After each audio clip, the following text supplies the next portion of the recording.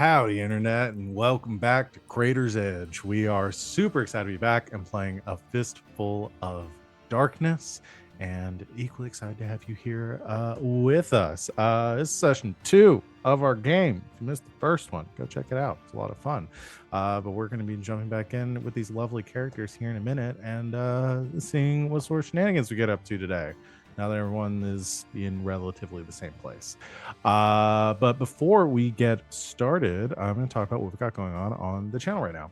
It's really short. The only other game we've got going on is the other one I run on Saturdays, the Hearts of Stone, which we've been running for some time now, as we realized last week, almost hitting session getting close to session 60 at this point. We talked about it that I may immediately break our record, my own record for the longest running game within a year of breaking it last time. So we'll see if we get there, if Red Jenny gets supplanted, or if my if we come up just short. So but before that, I'm going to go ahead and let my lovely players here talk about who they are, what they do on and off this channel, and who they're playing tonight. Starting as always with Van. That's me. Hi, I'm Van. You can find me on the internet at Van But Wilder, wherever you find people on the internet. Mostly, I'm just hanging out in the Discord and streaming here on game nights a couple of nights a week. Today, I am playing Samson, who is the Gentle Touch. And I didn't come up with a bit, but I did come up with a question, because I don't remember if we talked about it last time. Because we talked about horses' names, and I said what my horse was named. And I want to know if you guys have horses, and I want to know what color they are. Because I have to have horse fashion also in my head. Or I hate to burst your bubble, but no one in this game is a horse. Yeah. Emus. You guys know what I mean. Yes. The emus. Emus. The Horse-shaped emus. Big ol' emus. When I say horse, I'm obviously, that's a colloquial term for emu. I did realize that at some point I do have to decide if when the four horsemen of the apocalypse show up, if they're also going to be riding emus, or if they're going to be the one group that rides We're gonna horses. be like, God, what the fuck is the that? fuck are they I can't decide riding? whether that's But more there's- interesting for them than riding these horrible creatures called horses. That Oh, have but is 4 that legs. like, that's gonna freak out all the fawns, right? Yeah. All the fawns And and all, all like, the the beast beast folk who 'Cause are I have horses. hooves. It would be like a four-legged with like a human face, like riding Horse? into the apocalypse. I mean, Yeah. cow That's is super just like disturbing. chill horse. Yeah. Yeah, that's what they are. Yeah. That's Anyway, so intense. you're horse. My- Sorry. I think we touched on most of them a little bit, but Yeah, 'cause I'll- chat- I'm I think we happy named to- them. Yeah, G did call me out in the G actions, which I do still read, by the way. G does Me too. fun live reactions called G actions, and our Fantastic Discord, come reactions. hang out. They're very fun to follow along with. They're fantastic. Yeah, mine is named Roach, Of course. Mhm. and somehow keeps getting up on the roof. Yep. Somehow keeps getting up on the roof. But yeah, I think Able has to like stand at a 75-degree angle perfectly. she has lovely like dark chestnut brown feathers with like little white dots at the end.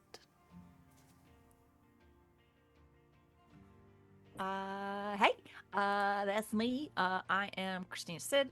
You can find me on the internet at Greek Sid if you try really hard, because I'm not on most socials anymore. But you can definitely come say hi in the Discord. Yeah, I am here on Mondays and Saturdays, and I'm also still going to be over on twitch.tv/High Shelf Collective for a few more sessions on Tuesdays at 8:30 Eastern with RJ. Yay! Playing some Heart City Beneath. I'm a big old hyena lady, and the entire point of the game is to die epically, and we're getting to that point, and we're very excited. So come check it out. But this evening I will be playing Hannah. Everybody calls her Nana though, and she is the wrench and saw. Oh yeah, I'm a horse. And what does your horse My look like? horse, my My horse. horse is named Ginger. And she is a lovely little palomino. So she's got like a light tan body with some like white feathers coming off of her head and on her tail. And she wide. She a wide horse. Cause so's Nana. Nana's pretty wide too.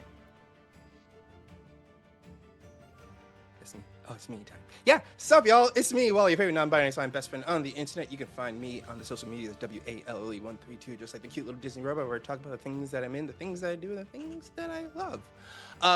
Tonight, I am playing Elijah the Outlaw, and their horse is, their horse's name is Truffles.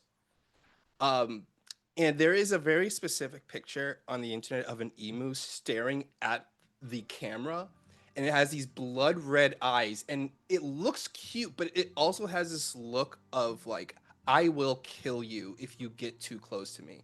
And that's the kind of like emu, the emu that Truffles is. It's just like dark, it's like completely black feathers with tiny little specks of like gray feathers lining up in it to like kind of make it look weathered and everything, but very mean looking bird.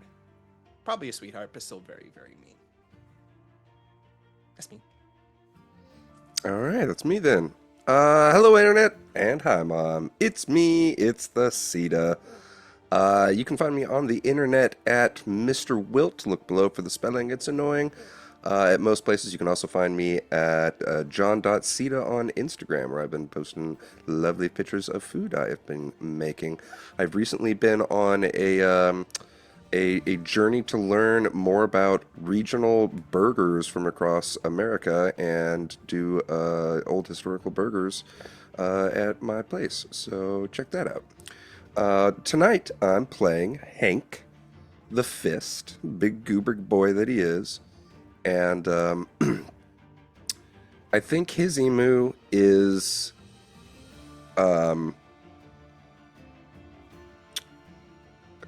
I think it's just brown and kind of dusty looking, a lot like him. And its name is Damn Bird because they don't get along. The emu does not like Hank, and thus Hank does not much like the emu. Like, it's always pecking him and bucking him off and shit. Damn bird.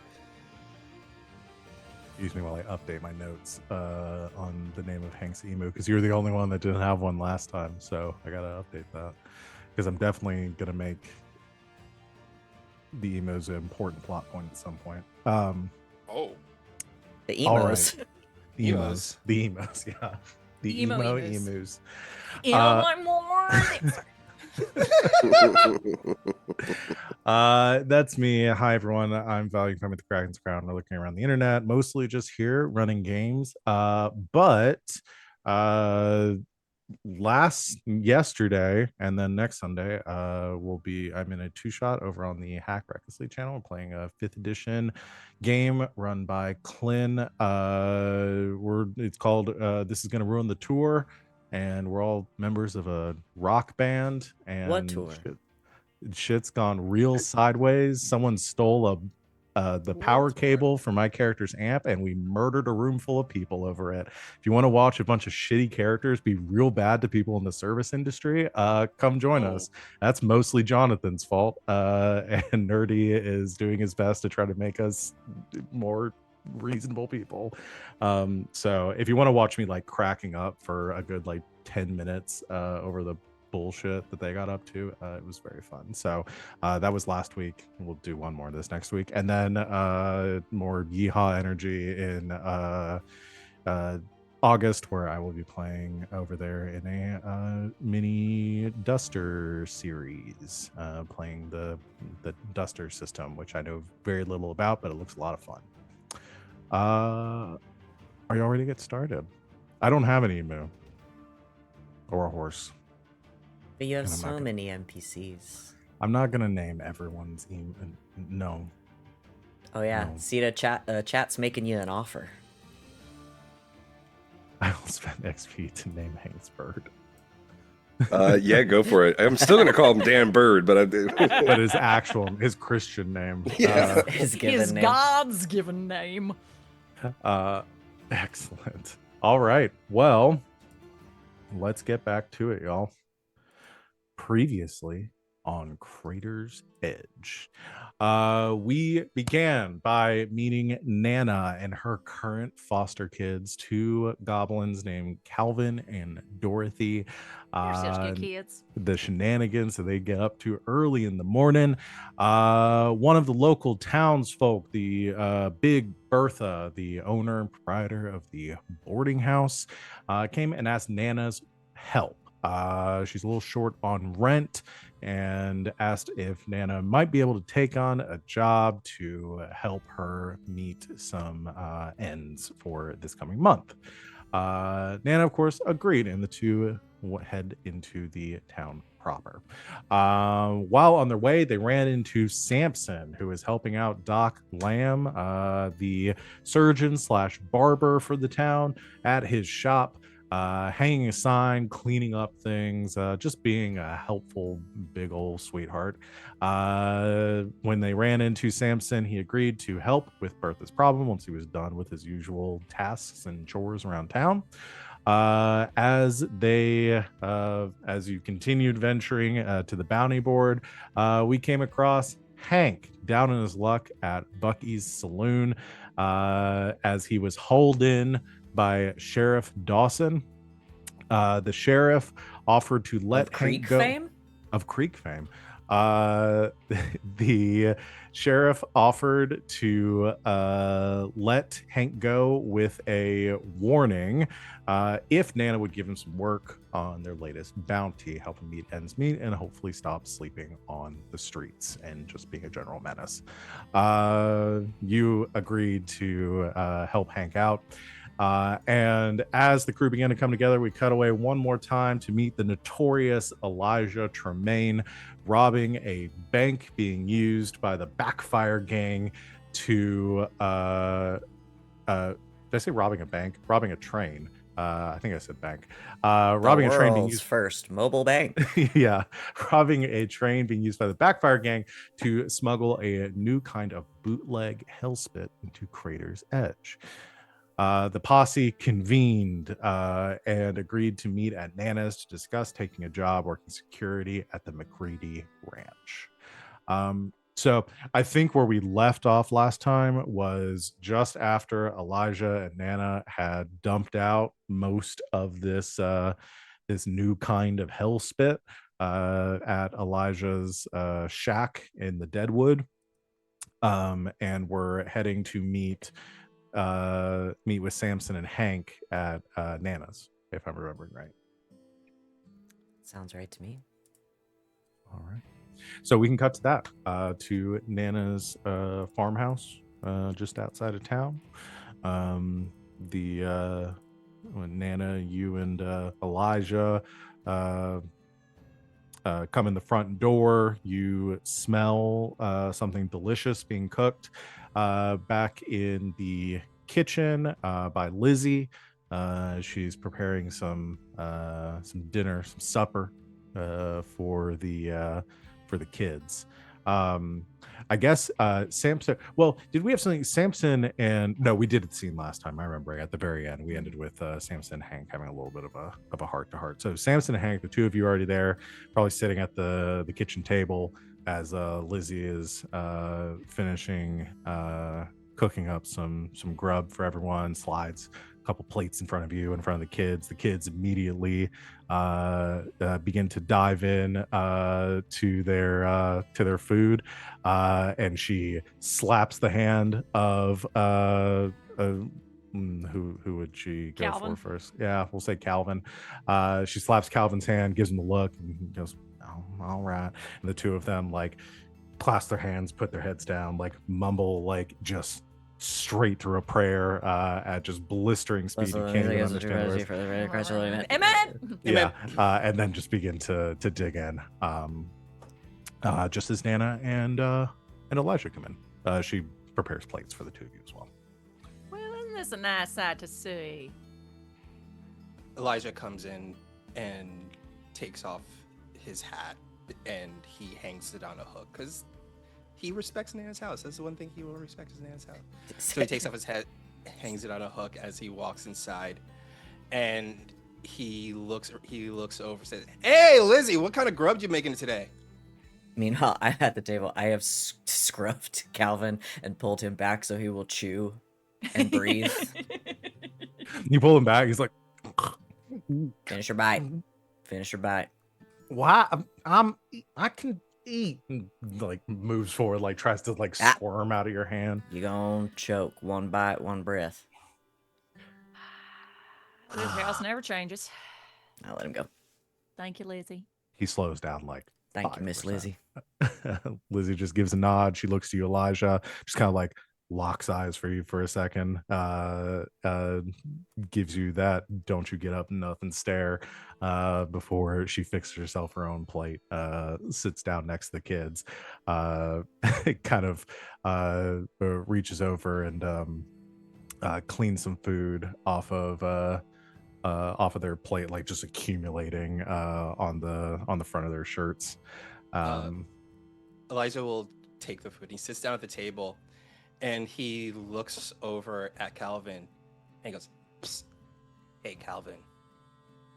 Yeah? I fucking shot a dude today." Watch your mouth at this table. Whack! Did he Sorry, bleed a man. lot? Did you kill him? Calvin. No. Elijah. What? We I'm don't just- talk I'm about murdering folks at the table. I'm not. I'm talking about wounding them at the table. No, I didn't kill him. You know I don't kill without reason. Elijah, Whack. you know that's dessert talk. Fair, right. I know, no shop talk during dinner. And he'll like scoop up like a big old like pile of mashed potatoes and gravy and whatever vegetables they have and various meats. And then he takes his fork and he just makes it all up into one mush. And he takes a spoon and he starts eating it like that. You see That's Calvin, heinous like what you've done. it's absolutely heinous. I That's love it, though. heinous. That is super, like, again, super You- on brand. Oh, for You this, can like, pry my genre. divided plates from my cold, dead See, autistic this hands, is baby. Absolutely right. This is killing me on the inside to do it, kind of. But at the one half of me, I'm like, nah, this kind of slaps. Yeah. And that's It's a roleplay, very, like- ladies and gentlemen. Very like meat and potatoes dinner. It's like, some mashed up potatoes with peas and some sausage and stuff Can- on the side. And you wait. just like mix it all up. It's Nana's house. So it's a famous bowl. Can Yeah. Samson be the only one that doesn't have a regular sized plate and it's like it's a serving platter? It's Oh like a yeah, it's like salad literally bowl. a charger. You know what I mean? I Like, think he gets Lizzie a has big a as soon as Lizzie saw you, grabbed like the special bowl that was hanging like off the wall, puts it in front of you to I serve think it there's a up. Thank you, drawer Miss just Lizzie. for Samson's utensils. Yeah. You see Big serving Calvin spoon. as after like Nana kind of is like looking at you like wide-eyed, Elijah, and like eyes glancing down to the 6-shooter at your hip, just utter fascination. Yeah. Calvin, I think I'm pretending I'm whispering. I'm pretending this is a secret. This is Samson stage whisper. Now, Calvin, I think if you eat all your peas, Elijah might be able to tell you the whole story after dinner. Because he loves vegetables. Looks to you conspiratorially. You see the peas that he's been kind of mixing in with the potatoes to make it seem like he ate more than he did. Like looks down at them and grimaces. Slowly begins to like eat some. Elijah looks at that. He looks at his plate, gives Samson like a dirty look, then looks over at Liz. He's like, "Hey, Lizzie, can I have another spoonful of peas? Because I sure love my vegetables." She gives the most shit-eating grin at you and takes just a massive ladle of peas, puts it in the middle of your plate. Miss Lizzie, I think just like- Hank could do with some too. Oh, yeah. I wasn't gonna ask, but Whoa, who the fuck are you? he's fully finished his bowl and just has like mashed potatoes and peas and shit in his beard. Yeah, she gets you. She takes your plate, makes you a second helping. Thank Eat you, up. ma'am. Cal, Diddy, I need your eyes and your ears right now because I'm only gonna say this once. out of instinct, I think Samson just also looks at her. Yeah, I mean, I does the same whole thing. table's like- Yes, ma'am. There are some grown-ups at this table. But just because grown-ups say or do things, don't mean that you need to follow. You hear me? Hank belches very loudly. Case in point. Dorothy laughs. But after her like giggles subside, and Calvin like, and her lock eyes with you, and they just both nod and kind of grumble like, "Yes, ma'am." Are you finished with dinner? They look down. Calvin finishes eating the last of his peas, hoping that that what Samson said was true, and through with full mouth, "Yes, ma'am." All right now. Lizzie's gonna give you both an apple for dessert. Then you're gonna head up upstairs. And I haven't checked yet, but if that room is not cleaned up already, then I highly suggest it gets so before I come up there to read your story. You hear me? "Yes, ma'am." All right. Head on up. They run out. Lizzie has already like made her way, like is by the kitchen door, 2 apples in hand, hands one to each of them as they run off upstairs, and she gives you a nod, kind of understanding the vibe here, and she heads off to tend to them while you're discussing your business. Thank you, Lizzie. That seems like it's time for the whiskey to come out, unless anybody objects. Nana? Yes, please. Elijah, what have I Right. told you about saying that sort of shit in front of the kids? They're surrounded by this shit all the time. No, if they are not. You don't Oh, hear me cussing and making up a storm in front of these kiddos. Hank, do man, you want some whiskey? I'm Yes, sir, I would. I got I'm you. sorry that we live in a dangerous world, and I'm bringing the real. And I'm sorry that I'm Eli? attempting to protect these children a little bit more than everything else that they're going through out there in the streets, okay? Just pointing to the whiskey, like, Yeah. as this is going on. All right, fine. I'll cut back a One. bit on it. One glass for Eli. One glass for Nana. Take one for me. Set one down in front of Hank. Welcome to the family, son. All right. So who are you? What's your deal? You're Hank, right? Yeah, name's James, actually. James Henry Masterson, but, you know, everybody calls me Hank. Yeah. We met before once. It was outside the saloon, and, well, I mean, I reached out to shake your hand, and you kept walking, but, you know, it's all right. It's a pleasure to meet you now. Eli just stares at Hank for a bit, and you see like a cut to what Hank is talking about, and it's just Elijah, like him walking into the saloon, like, and he's him like walking into the saloon. It's like a black and white film video, and walking to the saloon, and he's mouthing the words, and then it cuts to like one of the like the silent movie quotes is like, the saloon, I think I'll go have a drink, and you see him walk inside, and then there's this thing that says scene missing, and you see like Elijah stumbling out and just walks past Hank, ignoring him completely, and then it cuts back, like Elijah's like, yeah, I don't remember you. Well, you know, it's all right. No hard feelings or You're nothing. gonna have to excuse Eli. Even Nana couldn't teach him manners. No matter how hard I try and tried. Yeah, she beat it into me every single day. Didn't stick. Oh, come Whack. on. Rubs back of his head I don't and think like I'd call eats what some she of his. gave you a beating. It wasn't a beating. It was just more of a steady yelling at me nonstop kind of thing. So, let me ask you, what you hear about me? Here we go. No. I want to know. What'd you hear about me? Well, I have actually heard a little bit, and you know, I don't know what's true or not. You know how rumors are, really. In fact, it's probably nothing. There's no, you know. No, No, go ahead. no, He's no, not tell going to me. let it rest until you say something. Go ahead. yeah, tell tell him me. what you told us. I love hearing rumors about me. He loves Well, hearing anything about him. He loves hearing the sound of his own voice. Well, let's just say I heard you used to belong to a different gang, and there was some manner of dispute, perhaps, and they're not there anymore. Is that how they told you the story? Some He- manner of not dispute? exactly. He scoops up the rest of his food, wipes his face. Yeah, something like that. Talk straight, Hank. What'd they tell you? Yeah, what did they exactly tell you? I heard what say you killed him your own hand.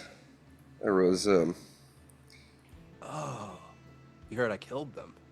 And he gets up and he walks over to Hank. And he pulls his chair alongside with him and he sits the chair right next to Hank so they're like shoulder to shoulder. He's like, let me tell you something, Hank. You want to know really what I did? yes. He I'm reaches sure over. both Nana and Samson are just sitting there rolling their eyes. Yeah, we sipping looked at their each other whiskey, across the like, table and just like downs the whiskey, pours some more, pours Nana Here some we more. go. He reaches over to his side and you see that 6-shooter that Calvin was like staring at, fascinated. He's like, this gun right here, this is what I used to do it with. And he pulls out the gun, and when you see the gun, it's like jet black. And when you look at it, it shimmers a bit every now and then, but it doesn't like shimmer like light hitting it. It's more like kind of like when you have obsidian, that it's like a glassy shimmer, but this shouldn't be on metal. And he takes the gun and he pulls back the hammer. I took this gun because a bunch of low down dirty bastards decided to screw me over and try to rob me out of my till. So you know what I did? Took this gun and he puts like the barrel right underneath Hank's chin. I pulled the trigger and I just went to each one of them, one after another. He puts the gun away. Samson's mouthing the words to that part of the story. I think Hank is visibly sweating.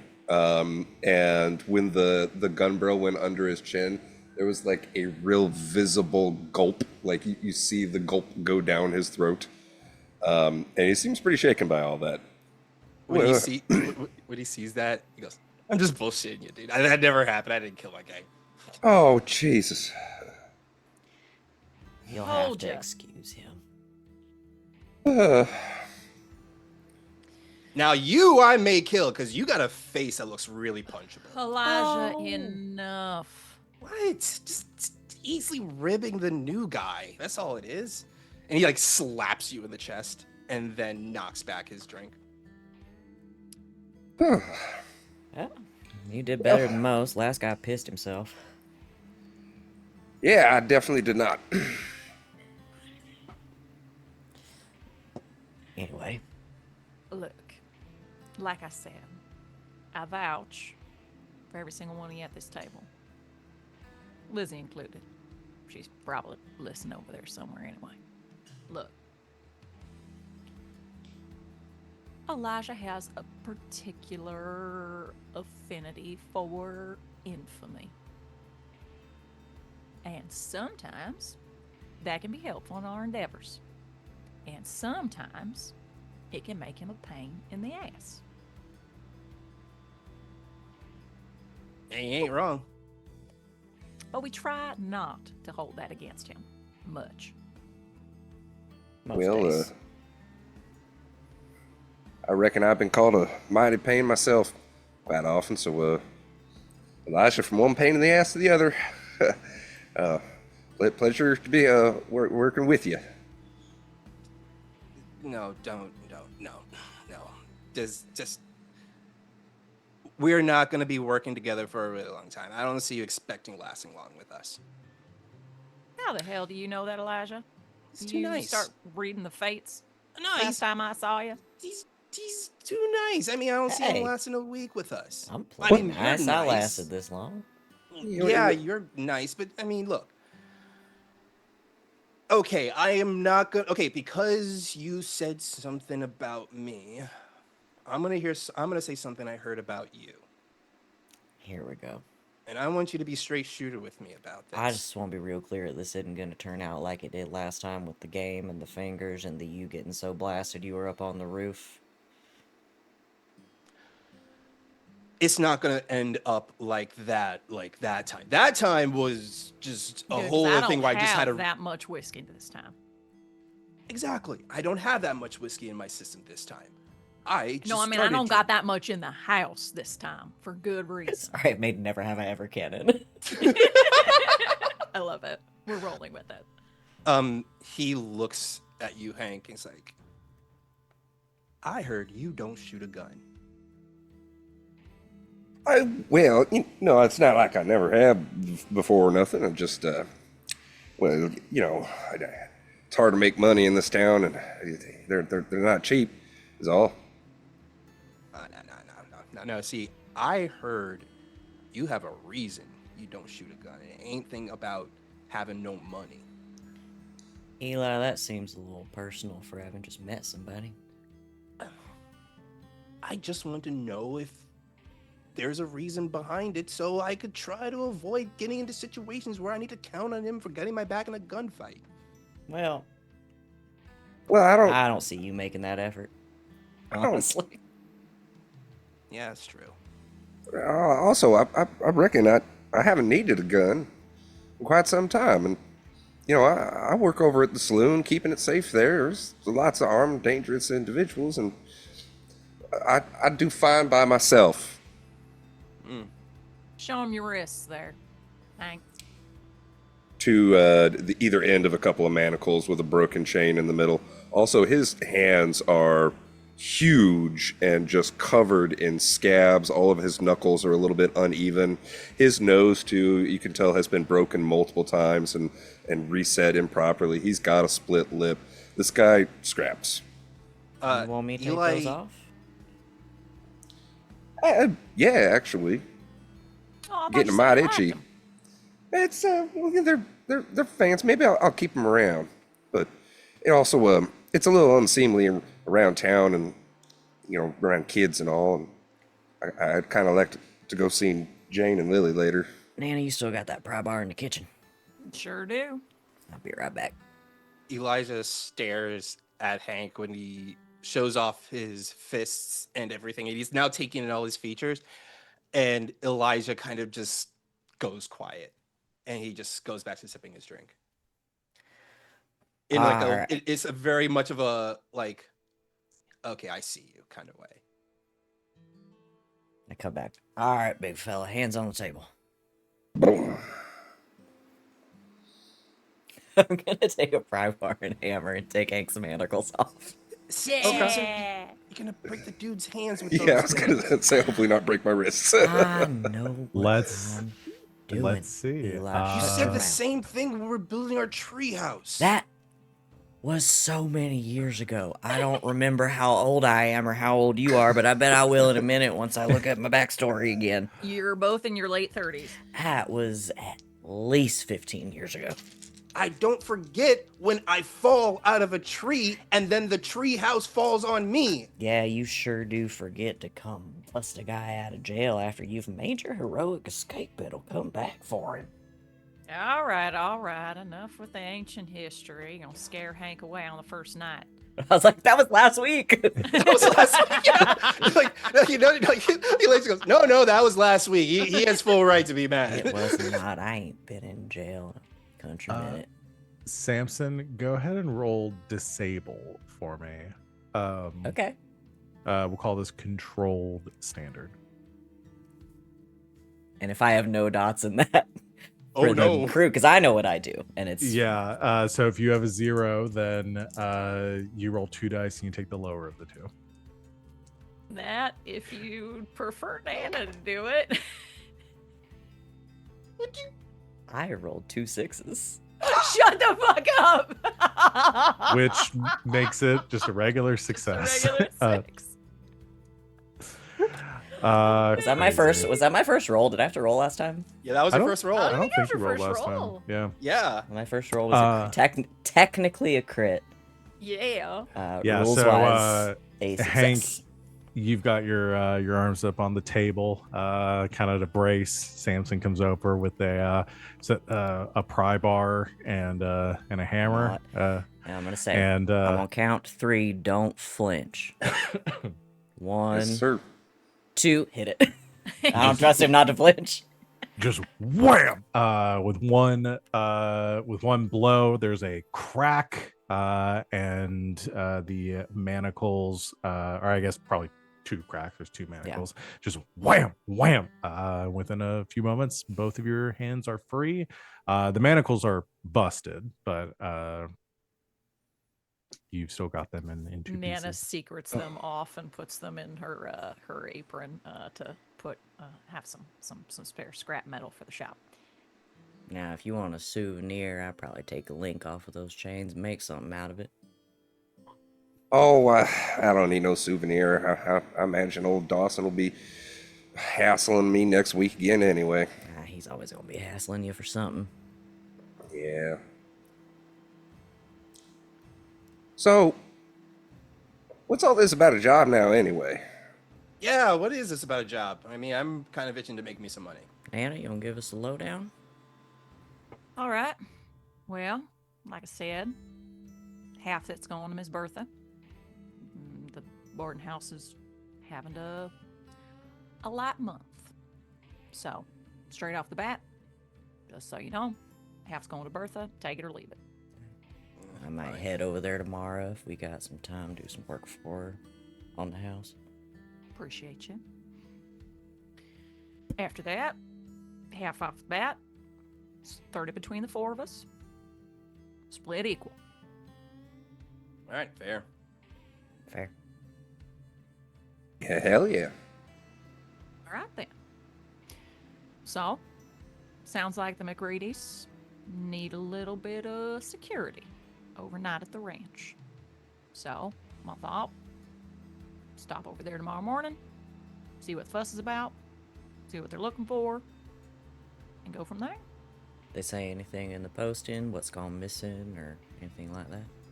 Nah, nothing much to go on. Fair Just it was the McReadys, and they need some security overnight. I suppose posting your ranch's weakness for all to see on the board wouldn't be a smart move. Exactly. So, I haven't heard anything about poachers going around recently to ranches, so who knows what it could be. Could be outlaws, could be poachers, could be a anything wild from- coyote. Could be demons. Who Right, fuck so knows? pack Well, for that'd be overnight. exciting. It could be demons. That'd be interesting. Hank, you much of a night owl? Yeah, I don't sleep much. Got a lot of work to do. Fair enough. Speaking of which, I imagine I'm going to have to get somebody to cover my shifts over at the saloon. Oh, well, after dinner now, you can get on there. I know you said you had a shift coming, and in the morning we'll pop over to McReady's and see what the fuss is about. All right, sounds like a plan. Where, we'll meet up back here, or We meet here. Yeah. Well, you'll be here anyway. Remember, you sleep here now. oh yeah. And they, And please remember that at the end of the night tonight, because I'd rather not have to break you out of jail. We'll keep an eye on him, Nana. Don't worry about it. thank you, Nana. Kindness is much appreciated. Nothing at all. You going now, Hank? Yeah, I'm gonna go ahead and get on. All right, well, we'll catch you later. I have some business to take care of. If you don't What mind. exactly kind of business is that? Hank, I'll walk you over. Business. It's business. I do things around this town.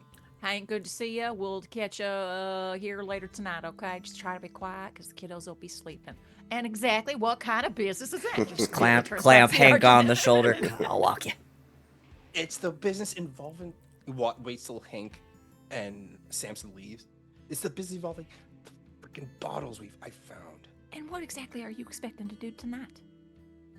I'm just saying I'm good. I have to bring to awareness to the people that technically I still align myself with that somebody's muscling in on their operation. It's my duty. All right.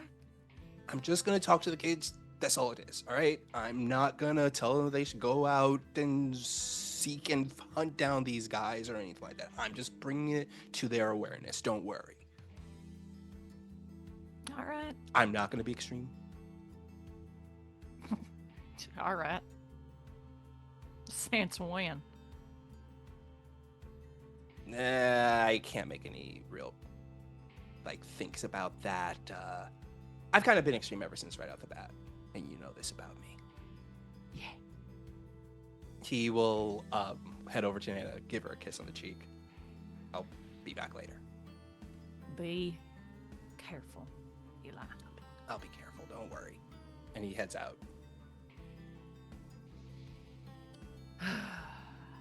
All right. Who's ready for a story? Heads on up to read Dee Dee and Cal something before bed. Cut to All right. Hank and Samson. Yeah. Oh, sorry, Val. You're here. You could say that. Uh-huh. All right, yeah. You could say that. No, if y'all have more, if you have more you want to chat about on the walk over. And so then my pappy said, "Boy, you are dumber than a box of rocks." And I said, "Well, that might be, pappy, but you know, you're my pappy, so you know maybe that's." And then he smacked me on the back of the head, as was right, because you know I shouldn't be mouthing off and do him like that. But you know, that's that story. Wow. You got any stories, Samson? Yeah, I got a few. What you ever? I know you do a lot of help around town. You ever been out Sacan City area? Oh, sounds familiar. I was born and raised here, but I was away for a bit, traveled around, so maybe. All right. I'll tell you some stories one of these days. Hank, let me ask you something. Ask away. Let's see, you told me your name. James? Right? James Henry Masterson. Yeah, well, you know that's Pappy's name. Junior, then? Yes, sir. You said people call you Hank. You like being called Hank? I do. You know, it's my name. You know, it's not somebody else's, and also, my family ain't real popular with the law in various parts, and so it sometimes keeps me a bit safer. I'm just checking. Hank it is, then.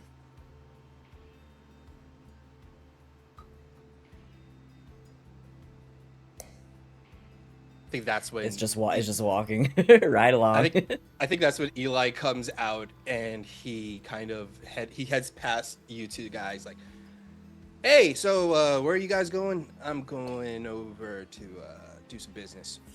Catch you guys later, right?" Hank, I gotta get to work. is going to work. I'm just walking him over, and then I'm gonna head back to Nana's. Right. Unless you need something. No, I don't need anything. You've been good, Samson? Can't complain. Cool. Good, I'm glad. Okay, I'm gonna head off. And he hops onto Truffle and heads off into the town proper. Yeah. Here's something weird about him. Oh, buddy, you have only just scratched the surface. But regardless of the facade, Eli's good folk. Y'all seem like good folk. Thank you, Hank. You seem like pretty good folk yourself. And hey, he's gonna give you a hard time. And he's gonna give you a hard time for longer than you think you deserve. Nana taught him that. Hank stoops down and picks a stone up off the ground and goes, "It's all right. I'm pretty tough. I could take a beating," and crushes the rock in his hand.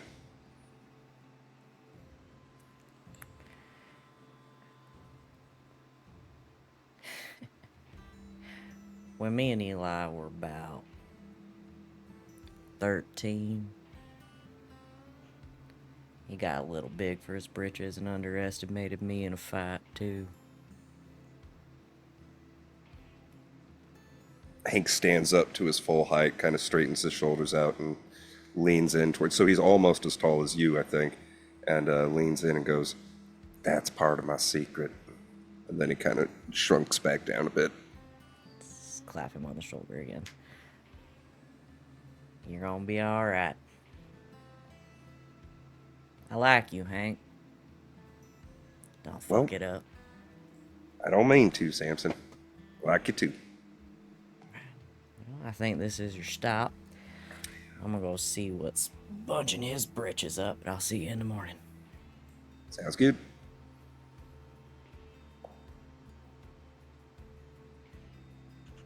All right. So, Hank, you're going to work at the saloon? Yep. Okay. So funny enough is that Elijah, if you're looking for the 79ers, you're also heading to the saloon. I think Oh, I'm just like Elijah's Oh, walking. no. That He's awkward like, thing is like they're 10 paces ahead. You realize you're going the same direction. You're like, do I catch up? Do I wait? He's Do I right walk behind me, faster? isn't he? Like, oh god, I've got anxiety just thinking about that situation. I'm gonna as Hank, if Hank goes into the saloon, I am gonna like stand outside for a little bit just to like. We got the radar on. Somebody said something vaguely awkward, so Samson has clocked it immediately because he knows how to read the room. All right. Hold on. Does this song work? Perfect. Oh, Um, hell yeah. Oh, that's funky. That's good. that's some funk. Let's crank that up a little The bit. Chat, tell me if it's too loud. So the three of you at your own pace make your way to Bucky's Saloon. Now getting into the evening, the sun having set over the desert in the west, just heading past the Eclipse Ridge.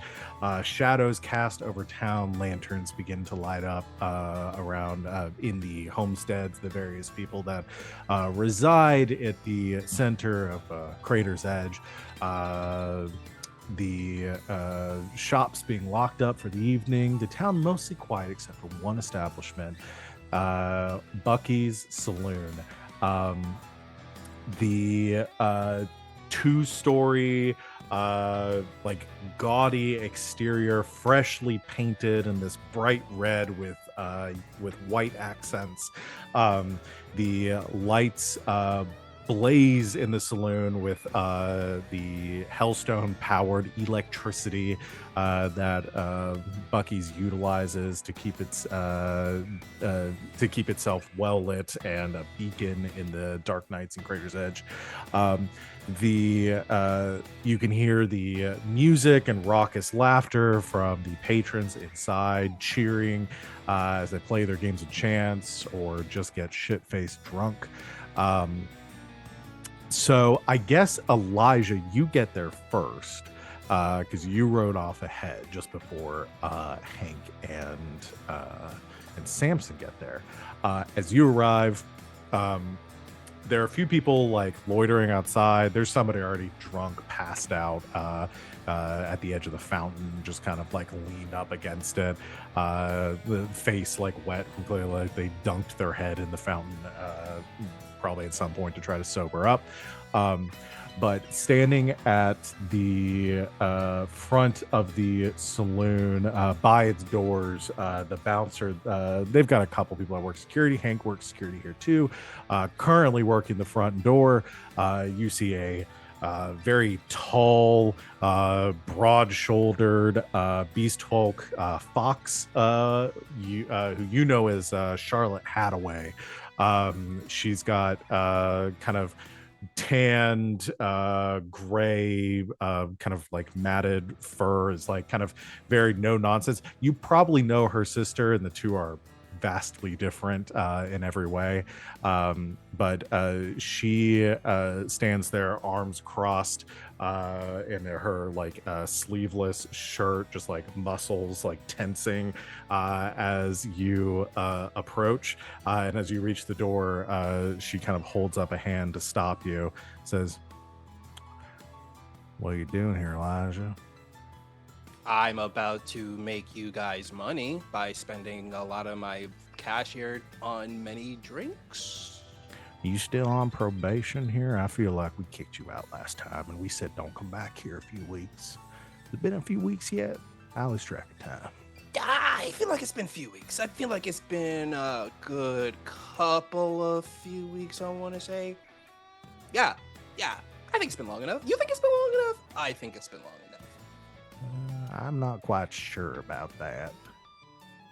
Okay, look. He reaches into his pocket, pulls out some cash. Here you go. Just kind of slip this into your palm, and you let me go by, right? I'm going to go ahead and you can do a couple of things here. Yeah. You can do a roll. I think this probably leans towards sway. There is an Nice. option in this game, though you probably don't want to take it yet because you don't have a lot of money. No. You can use Not your me and Sid. coin. Like we worked so hard for this on We worked Saturdays. so You fucking can, hard to roll our resources. Yeah, if you're leveraging your resources, like your finances, to try to succeed on a check at any Your point during the game, wealth. you can roll using your Atlas instead. Oh no, he's definitely not doing that. No.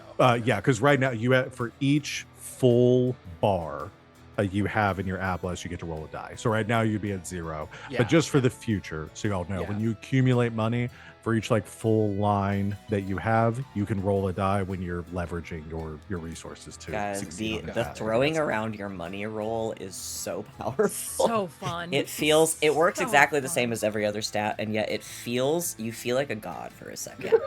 Yeah. When you're like, oh, I'm just gonna roll with how much money I With have. money, of Money. which I have a lot. You think we spent 58 sessions doing nothing? So anyway, I think Exactly, sway rich, makes the most sense here, unless you want to give me an Yeah, argument. I'm gonna go with sway. Gonna go Okay. with sway. Yeah. We're gonna call this risky standard. Okay. For your position in effect. Ooh, a 4 and a 6, and I have 0 dots in sway. Okay, so you take the lower of the two. Yeah. But a 4 is a mixed success. She looks at you, looks at the money. She says, "You really think that's enough? What you take me for?" Do you really want me to answer that? I'll tell you this. I'll let you in here. You owe me double the next time I see you. Fine, I'll owe you double. Well, the way I'm going to frame this is that your mixed success, the cost here is that she will let you in right now. If you do not give her a coin before the end of the next downtime, you're going to take -1 status repair. Cool. I am ready for this shit with this character. Okay. I'm going to go ahead and mark that down so I don't forget. Notes for the session.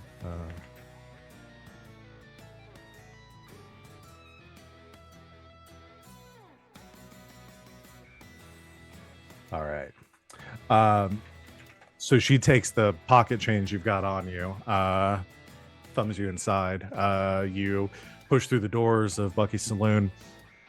There are, I think I described it a little bit last time, with the various sundry knickknacks and strange things, all with a price tag on them, lining the walls of this saloon. But now at the peak business hours, all of the tables are packed with the various denizens of Crater's Edge, and in the backwards there's kind of like a an archway with a wall that delineates one side of the saloon from the other. Out here it's most people drinking and talking, maybe a couple little card games going on, but in the back that you see where like smoke's pouring out from, there are actually like tables set up, like official like casino tables, where you have dealers dealing blackjack and hold'em, and there's like a roulette wheel and various other games of chance going on back there, where the hard-working people of Crater's Edge try to make something out of their meager earnings. The bar is packed with people sitting along it. You see Birdie Lowe and Ozzy currently slinging drinks to the members of or to the patrons. And on the upper floor, because you can see up to the second level in here, the balcony that wraps around. A couple of saloon girls working here, looking for clients, making eyes at some of the patrons. Though that isn't the primary business that Bucky's gets into. That's more done over at Lily's Pond. There are a few people trying to make their living here, but along a section of the awning with a few security guard, kind of in like a area that's kind of cordoned off as like a VIP area almost. There's a plume of smoke and a very large figure sitting in a chair, kind of obscured to shadow. You can't see him, and that's very much purposeful. As you hear some laughter and conversation and very like gruff and boisterous tones, but you know that Bucky is up there currently. So you walk in. Who are you looking for? I'm pretty much, because I'm certain there's an area where the 79ers like set up or they work out of in this place. Yeah, so the you would know that yes, they do some business here. There's kind of a mutual arrangement that the 79ers have with Bucky, or Buckless Boyd the Third. The arrangement. Can you say the name one more time for me? Buckless Boyd the Third. Thank you. The Hellspit is very much illegal in Crater's Edge. They do not serve it openly here. The 79ers have an agreement with Bucky. They essentially sling their wares here as long as they don't actually bring the Hellspit in here. They make their deals, they collect their money. Whoever buys it picks it up outside of the saloon, and then Bucky gets a cut from whatever they make. So mutually beneficial for both. They get the clients that Bucky brings in, he gets a cut from whatever they're selling.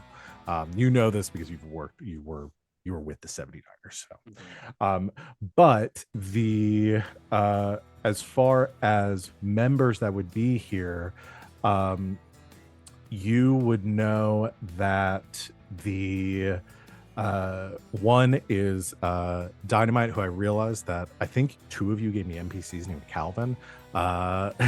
So Calvin, but we're going to refer to him as his nickname Dynamite, it would be here. You rolled over that nickname so casually, like it's not an insane thing to call yourself. Calvin Dynamite Bergs. Thank you.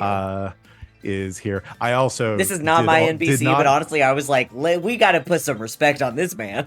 I also did not give the last stank on name that. for Ozzy Speedwagon, the other bartender at the saloon. Ozzy both- Speedwagon. Yep. So I love this town. so Let's see the world. So you know two people that you can pretty often find here. Calvin would be one of them, and the current leader of the 79ers, who you can see in like the far back corner. She doesn't handle any of the business directly, but she kind of keeps an eye over the people doing the work and doing the sales here. How old is she? She is a ancient 17 years old, respectable 17 years old, as you see a small little chipmunk girl sitting in the corner booth. Yes. Are her friends here? Her you sisters, you perhaps? see several other Our chipmunks. friends are here. This is Lelia Smokes Nash, a rather scrawny looking Everyone in the town chipmunk is beast so folk, cool. I know. who's just like kind of full on like mafiosa, like arms at the back of the booth. She's probably sitting on a few pillows so she can actually sit up that tall. She's just like eyeing over the saloon, making some idle conversation with some other people sitting at the booth with her. Elijah heads over to that booth, and he kind of just like takes a little wave at her as he makes his way over. As you get within distance, she kind of like eyes you as you approach and then turns her attention to you, kind of like stopping the conversation by holding up a hand. She looks up at you and says, "What you doing here, Lash?" I figured just come by, drop in and visit, maybe catch up on the ins and outs of things, how things are going. Here I was thinking you were too good for us now. Nah, you know me. Can't turn my back on you guys. Come on, take a seat. He grabs a seat, sits up at the table, reaches into his coat pocket, pulls out a flask, and takes a sip from it, and then puts it away. Listen, how you feeling about your operation these days? It's never been better. I have made this whole thing run as smooth as possible because I couldn't think of a colloquialism to use in this situation. He'll nod a bit. All right. So I did a little bit of an operation recently. You get yourself into a mess again? What? No. If I got myself in a mess, I wouldn't be coming to you, brats, or anything like that. Now, what I did get myself involved in is, I would say, not a mess, but it's something you should just keep an eye out for. All right. Well, you have piqued my interest. What's going on? The Backfire boys are moving in on your operation. Please. Like Backfire can...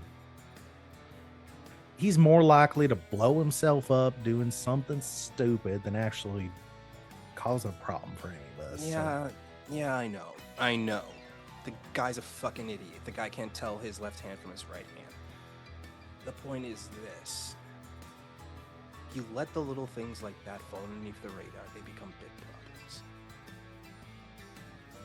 I'm not telling you how to do your job. I'm just giving you some advice. Take it from one person to another. And what exactly are they trying to do? How are they moving in on our turf? They were using the train. All right, lots of people use trains. They I don't know how they did it, but they were able to change the train schedule so that they could use this one train, the first morning train, to smuggle all of their liquor through. They're going far. It looks like they're trying to expand farther and beyond than what you guys are doing. Wait, they're trying to bring in what? They're trying to sell liquor in town? Oh, there's plenty of places to buy liquor here. What? They're trying to sell hellspit.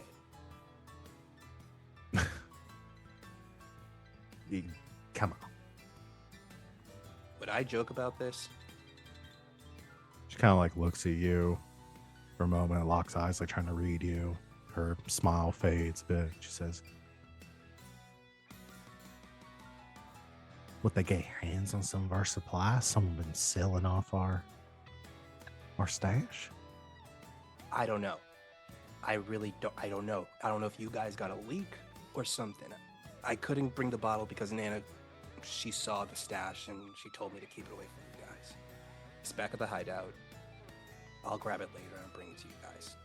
I won't tell Nana about it. But this Even was... though she's the only one who can pretty much analyze it, though. Was this our supply, our stuff that they were selling? I didn't get a good chance to look at it. I just recognized Hellspit right off the bat. You did last time. Oh, that's right. Yeah. And you did identify that this hellspit was something like cruder. It was different Okay. than Not their shit. Yeah. which hellspit. I guess we haven't really said for the chat. Is a specific type of moonshine. The 79ers sort of patented a long time ago that is brewed infused with hellstone. Has a lot of nasty side effects, but is highly addictive. I like the fact that we just said that these kids are one day doing the equivalent of taking every soda in the house, pouring it into a cup, and seeing if it tastes good, and they made this. But Yeah. but it's the old timey soda where Coca-Cola still had cocaine in it. Yes. So Yeah. yeah. So they're getting cocaine, they're getting opium, they're getting laudanum, they're getting all of the distillations. 79ers Elijah- don't drink their own supply. No, they never know drink their better. own Sprite. They know better. Yeah. Nah. It's far from what you guys can produce. It tastes like they just made it in a rush or something. They didn't perfect it. Wow. Fuck me. Yeah, that's what I said. All right. I need to see this firsthand. I trust that you got this thing going on with Grandma, but I know. if no one knows our stuff better than I do, bring it here. I'll take a look at it. I'll probably figure out who tried to throw this bullshit together. All right. Yeah, I'll give it to you by the end of the day. Don't worry. All right. Actually, I have a job. I'll bring it to you after that. I'm done with the job. Don't worry. Just You'll don't get keep me waiting too long, man. Yeah. We need to make a move against the Backfire boys. We will. They already pissed off enough as me. They're probably either going to make a strike back against me eventually. So it's going to pop up. Good luck with that, old man. What? I shot the big guy. I mean, he had it coming. Yeah, but Backfire's crazy. Yep, sure is. All right. Well, while you're here, you need anything? I'll hook you up. Actually, and I think at that point, I think that's when I think Hank would walk in, Yeah. and he looks over at Hank. See that guy over there? That sad sack? Yeah.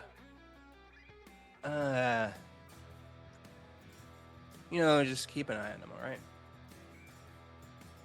Why? I don't have to explain my shit to you. Just don't make sure no one gives him any shit. What, your boyfriend or something? No, he's not my boyfriend or something. I'm not. He, Oh, he far from my type anyway. all right. I'll keep your boyfriend safe. You got a real mouth on you. I hope you know that. I know it. All right. Get gone. You're bad for business. He'll head off and head to the bar to get wasted. All right. Hank, you come in. You see probably on the corner of your eye, you see Elijah getting up from a table, heading over to the bar. Birdie at the bar gives you a wave. Yeah, so you're just clocking in for work here. All right. Anything else before we move on to getting into this score? I hung out a little bit, like outside, just kind of listening in, Uh-huh. make sure nothing pops off, give it a few more minutes just in case. Okay. I think after like a minute or two, Hank comes out with the guy who passed out, with the wet head, and just like gently sets him on the ground outside the saloon. Goes back. Oh hey, you won't come in? Nah, why not? There's more room now. Points down at the guy. Fair enough. I'll wander in. Hang out. Have a drink. Once everything quiets down a little bit and the rowdy crowd has gone, I think Samson probably picks out a couple of songs on the guitar, but... All right. Just because it is something that I have in my loadout. Okay. You have a This guitar in is- your loadout? Nope, I have a comforting song in my loadout. Oh. A well-known Okay. song sang from the heart may have influence even on hard-boiled outlaws, animals, or monsters. Does If that take that's a the load? case- No, well, this how is does in that- italics, does not count Yeah. for load. Does Free. not count for that. Okay. Free. I was just trying to imagine the job. You're like, I'm gonna spend one load to have a song. A song, no. Oh, If you don't, you we've all forget got it. Some really fun and ones. it's not a song, it's a comforting Yeah, it's a song. comforting song. So once Yeah. that once if anybody gets a little too rowdy, all right. I think not bad. because I have Samson one that's starts- just called A Disturbing Truth, by the way. Yeah, Oh, some of also the in italics. they're going really crazy with Yeah. the load in this game, and I love it. A truth too dark to be open. How did you get it? What? I ha- Who may that- be hurt when you use it? I've got some I other have ones a that I we have can a put in I my have pocket. a small piece of hellstone. Okay, that's wild. Crazy. I should have looked at y'all sheets before the game started. So I'm gonna I will bust out a comforting song. Okay. Elijah will play the guitar alongside Samson if they bust out Yeah. a comforting Get the song. two acoustics going. Yeah. I mean, obviously it's closing time, right? Like Yeah. No. Yeah. we're, yeah. we're yeah, playing closing time. Okay. Yeah. But we're that is the playing only song you're able to play because it's just the one song. No. So that's the only No, no, song no, you no, This is can- no. a comforting song. Just means just because it's a comforting song doesn't mean that it's the same comforting song. I just like the thought that every time Hank It's goes to always play a closing. song, it's always closing time. Who's Anyway, Hank? here's I'm not Hank. anyway. Or sorry. here's Wonderwall. Samson. Yeah, it's anyway. Here's Wonderwall. No, I'll think of what it is. But I think this time around, All right. You Closing spend time. a chill evening at Bucky's. Okay. We're gonna go ahead and take our break here. So we're about that halfway point, and then we're gonna get back and actually start this ding dang job. Let's do a ding dang job. Val, are you proud of Alright. us? It's only taken us a session and a half to get to an actual job. We did it. True. I was just thinking back to That's quick. Yeah. I think in Blades we did a job in the first half of the Yeah, no, I first mean session. Yeah, 'cause we did this two. group. Oh yeah, for this. Oh, no, Well, yeah, yeah, for no, this on group, on yeah. Saturdays we immediately hopped a train and we're like, all right, And then we had Yeah. a second job done by the end of the second yeah, session. no, too. we It were was Yeah. we nuts. were truly insane. It's crazy. But I'm not rushing. For this group Uh, to get anything done in 2 sessions is yeah. Incredible. peak I'm really. proud of us. proficiency. I'm Yeah. proud of us. All right. Let's go and take our break. We'll be back in a few minutes to continue our session. So hang out, go get a snack, drink some water, whatever you need to do, and we'll be back here very soon. Until then, stay tuned.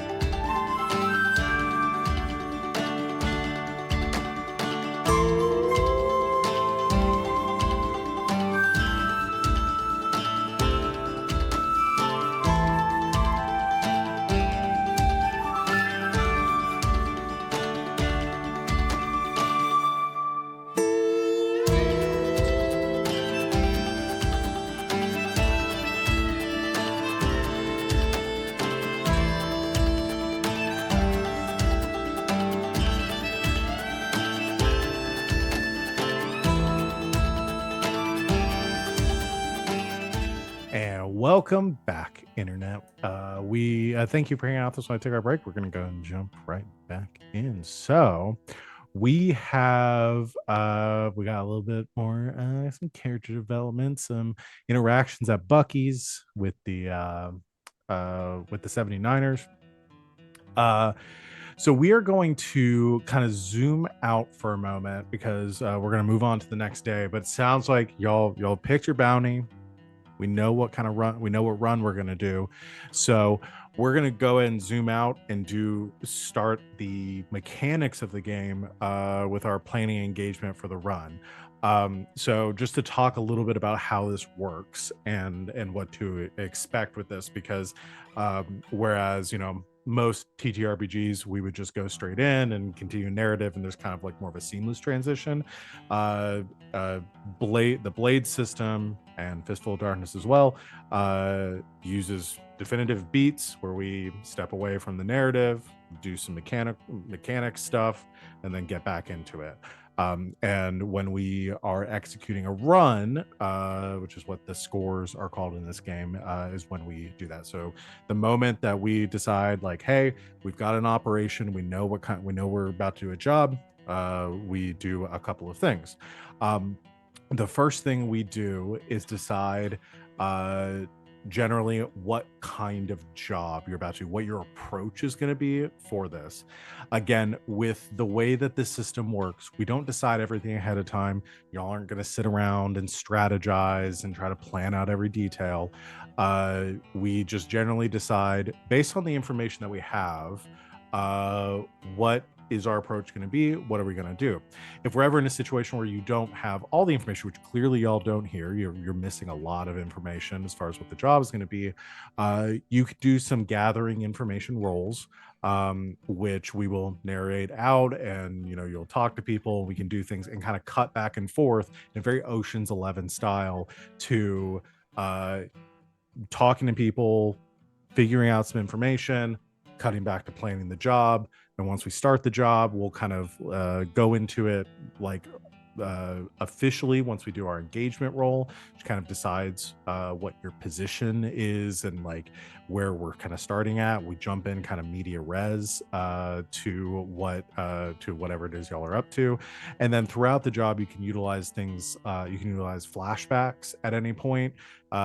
If there's something you're like, oh, we didn't plan for this ahead of time, but I would have thought about this, or here's something that I would have liked to say that I did ahead of time to prepare for this job, or I set up in this situation.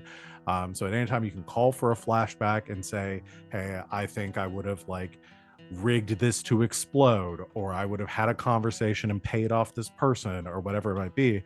And based on the kind of how likely it is that you would have thought about that ahead of time, I'll assign a grit cost to that flashback, and you'll spend the requisite grit and maybe make a roll to do that thing. And then we just keep moving. Cuts out the planning. You don't have to think about things ahead of time and plan out for every eventuality. So like I said, we do kind of talk through the approach first. We'll do some gathering information, we'll do our engagement role, and then we actually start the job and we'll play that out in real time. So when we're talking about planning and engagement, so right now what y'all know is that the bounty is security at the McCready Farms. The options for the types of plans that the approach that you can have to any given job are you have 6 options. They're listed on your character sheets. If you kind of scroll down to what is the section under? It's underneath the load Planning and stuff, load. so all of the inventory, yeah. So the 6 types are listed there. There's assault, which is do violence on a target. There's deception, which is lure, trick, or manipulate. There's stealth, which is to trespass unseen. There's beyond, which is to engage a supernatural power. social, which is negotiate, bargain, or persuade, and travel, which is to carry cargo or people through danger. So that encompasses all the options that you have for like just generally what kind of job are we doing. It doesn't really limit you and doesn't have any. There's no real mechanics behind which one you pick, other than it just gives us a good jumping off point. Um, and for each of those options, you will pick a detail, which I think is summarized in like a one word, or it's summarized on your sheets too. For assault, for example, the detail you provide is like the point of attack, like what are you going after first.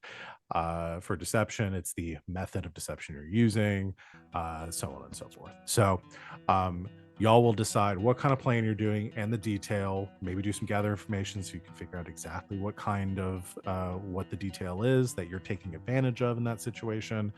And then we'll move on to the next step. So Can I ask a question? yeah. So it's partially a question, partially a flagging of a thing that we should pay attention to. On our crew sheet, Mhm. I don't know what this is called in Blades in the Dark. We have a modus operandi, and we have a specific one that I feel like maybe is important to say, hey, this is a thing that our crew is good at, or our posse. Yes. Ours is trap.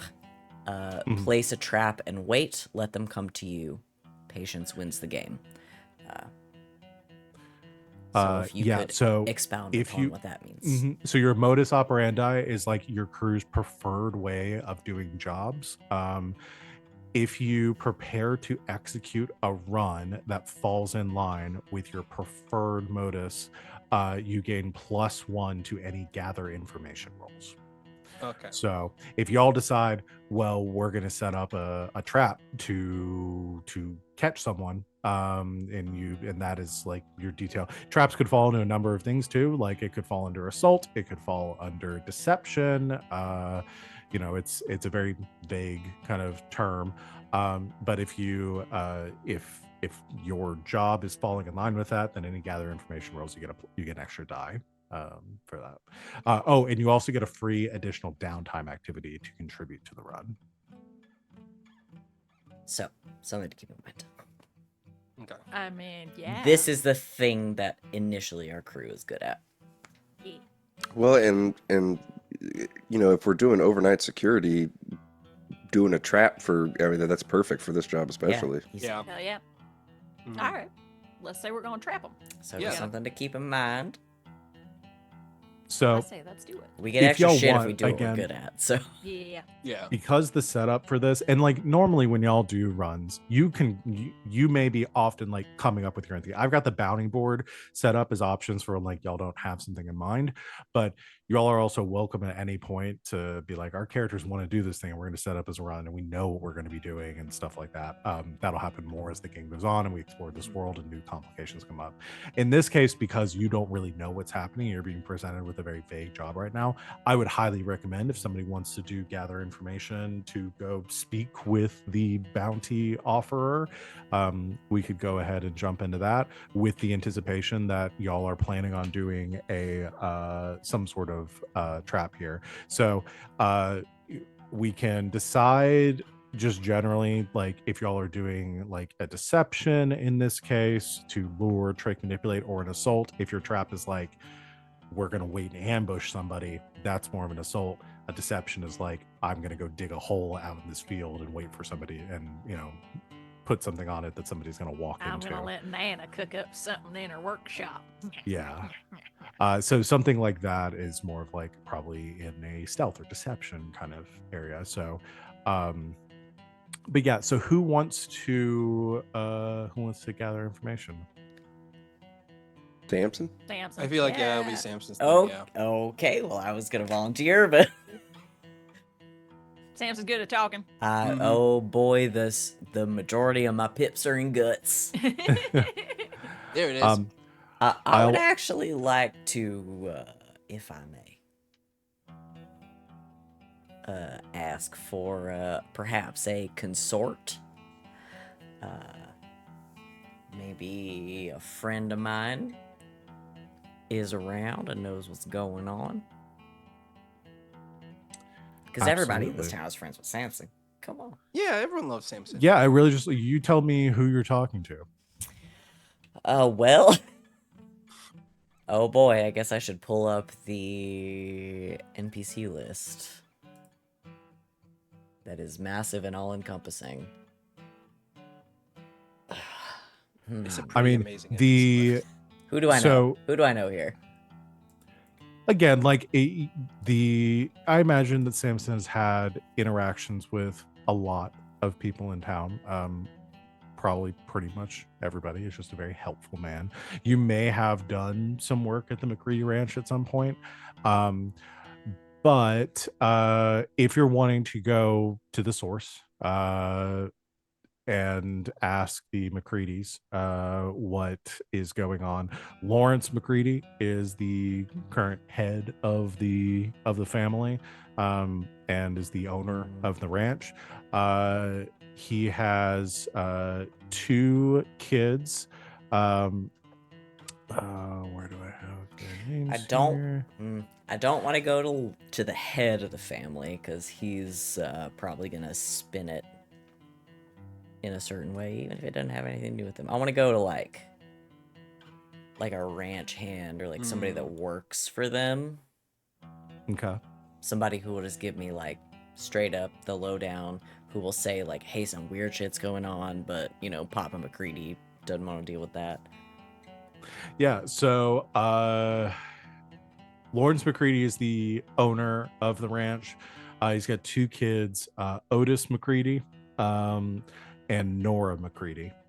The McCreadys are rabbit folk, beast folk, Rabbit right? folk. Yeah. The let's see. So you would know just offhand that Nora McCready is much more involved with the operation of the ranch. She is more set up to be Lawrence's successor. Otis is a bit of a layabout, kind of a bum. He spends most of his time at Bucky's and not very much time working at the ranch. But other than the 2 of them, like there are plenty of people in town that work at the McCready Ranch, doing tending to the herds and working the land and stuff like that. Okay.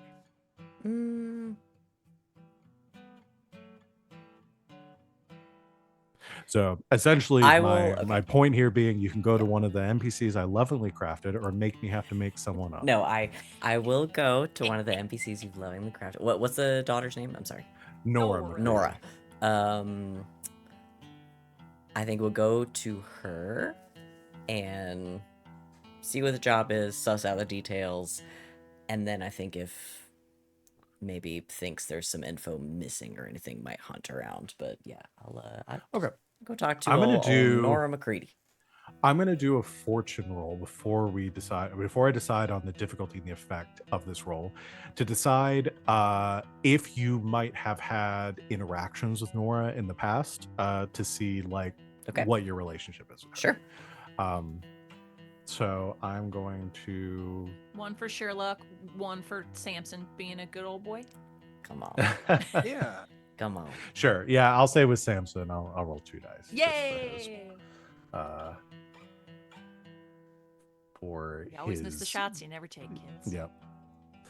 I realized I didn't make myself a GM sheet here, so I can do fortune rolls, not through one of y'all's. There we go. Fortune, 2 dice. I think this is the first time I've done a fortune roll. I'll explain this.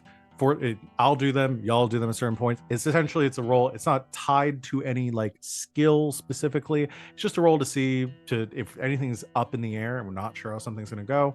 We might roll a couple of dice and just see like where the story takes us. So purely for luck. Y'all want a high roll here? Oh god, Oof. That's 2 3s. Oh. Okay, maybe fine. Roll20 is highlighting them for me in a way that I absolutely cannot see the numbers. I do hate I don't that. like it. Yeah, I Same. could I don't barely like it. read it. Yep. Okay, so that So is a failure. bad. That is bad. So bad. She doesn't like me. So I'm gonna say, you know that Nora is probably the best person to go with. She's probably the person that put up the bounty.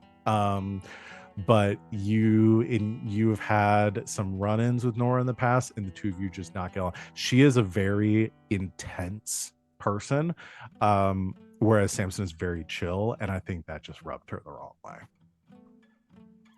Okay.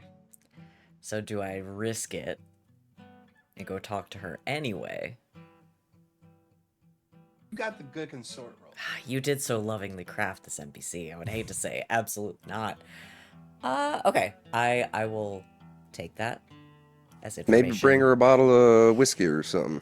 Oh, do I know what? Do I know what Nora likes? Nora. Does she drink? Does she smoke? I mean, Does everyone in this she- town drinks. But, Oh, well, you know what I'm asking. yeah. Yeah, I mean, you could bring something that, again, we'll see. Instead of Okay, I'll deciding say that, I'm we'll gonna. see how the roll goes. Fair So enough. what we will do is, you want to roll consort. Sure do. I will set this up as risky limited based on the effect of Alright. the outcome of the fortune roll. Well, You can spend grit, or other people can assist on the roll. If Samson bump up his own roll is 2 grit. Anyone that wants to assist him spends 1 grit. You just have to be there, and so you'd be committing yourself to going along with Samson, risking the consequences of the roll. I'm happy to spend some grit. Okay. Let's do it. Alright. Yeah, I'll push myself. All right. So spend 2 grit, and you want to bump it up to a standard effect, or you want to take the extra die? No, I'll use my 2 dice that I have because it was. I'm so used to having like 4 or 5 dice. Yeah. No, I'll take my 2. Samson's good at this for a low level, and I will bump the effect up from limited to standard. Okay. I think. Got it. That's a 5. Okay. 5. Mixed success. So you head over the next morning to the McCready Ranch. This large farmstead on the kind of southeast portion of town, just north of the dust fields. There are some there's some like farmland here for actually like growing food and things like that for the town, but the McCreadys mostly make their business dealing with emu ranching. So there's off to the western side of the farmlands here is this fenced off like barbed wire fence, a huge plot that probably goes on for maybe close to like a dozen acres, with herds of emu that are pecking at the ground, and at hay bales that are set up across the rolling countryside here. At the kind of closest to the town, there is the McCready ranch like estate, their home here, which started off as a humble kind of shack that Randall McCready, the originator of the McCready Ranch, first lived in when he tamed Old Scratch and became like the prominent emu farmer in the region. And it has been built out from there, from generations and generations and generations of the McCready family. There are a lot of McCreadys. They are a very prolific family. But the main kind of line of the family has now passed to Lawrence, and you can see this estate kind of shows its roots with like additions being added on to a single home in the center, so it looks very patchwork. It's very well kept, but just this massive kind of mishmash of a house.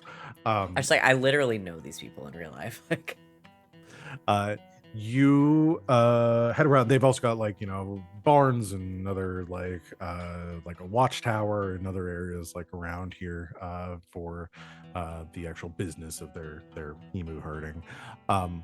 But yeah, you head up to the farmhouse, and currently sitting on the front porch at a small like breakfast table, um, going over some, like, it looks like some paperwork, and in the shade of the farmhouse, with a very wide brimmed hat, straw hat, two ears poking out from the top of it, uh, a uh, a very tall, like gorgeous looking beast folk bunny lady in a kind of a kind of muted like beige dress, kind of like a leather like corset around the center, around her midriff.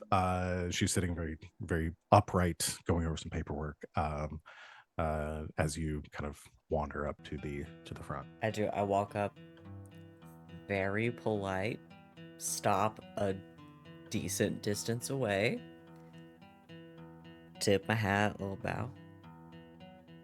Miss McCready. Glances up at you, shakes her head back down the paperwork. I don't have any jobs for you here, Samson. Move along. Well, we've already taken a job for you, so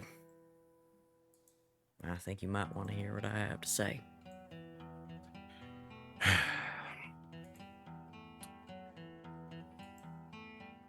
The bounty. Right. Should have figured you'd be the one to take it. All right. You want the work? Yes, ma'am. Is it just you, or you got some other people helping you out? Well, I am here on behalf of Dana. All right. At least I know there'll be one competent person among you. Of course. May I sit, or you want me to stand out here in the sun? Fine. Sit down. Yes, ma'am. She kind of like kicks out a chair. I'll sit gently. So gently.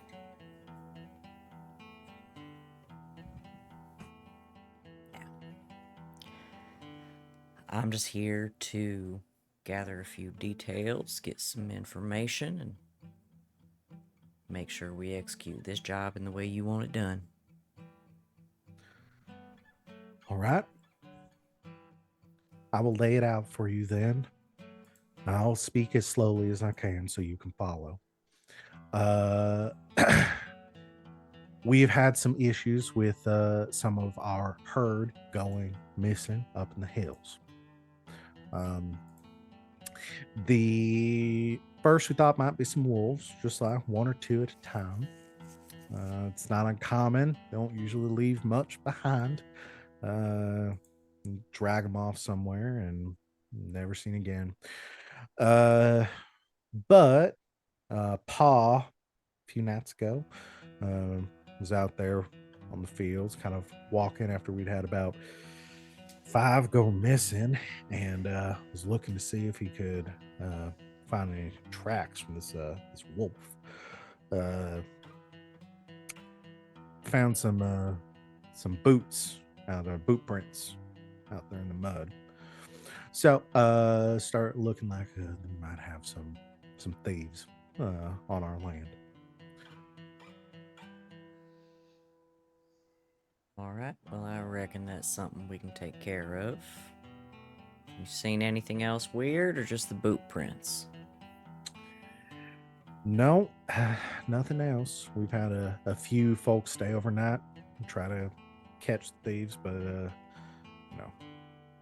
gets dark and Never know what might be lurking out there. So that's why we put out the bounty for folks willing to risk life and limb to take care of this for us. Here I sit, ready to do so. All right. Well, job's yours. Can't say it's exclusive, so sort of first come, first serve. If you someone else catch the thieves before you do, then no pay. Oh, Understood? I understand that'd be quite the feat for somebody to do so. Uh-huh. And your family ain't pissed off anybody lately? Anybody that might want to do you wrong, take your livestock, that kind of thing? No, no one recently. Anybody particularly dislike you?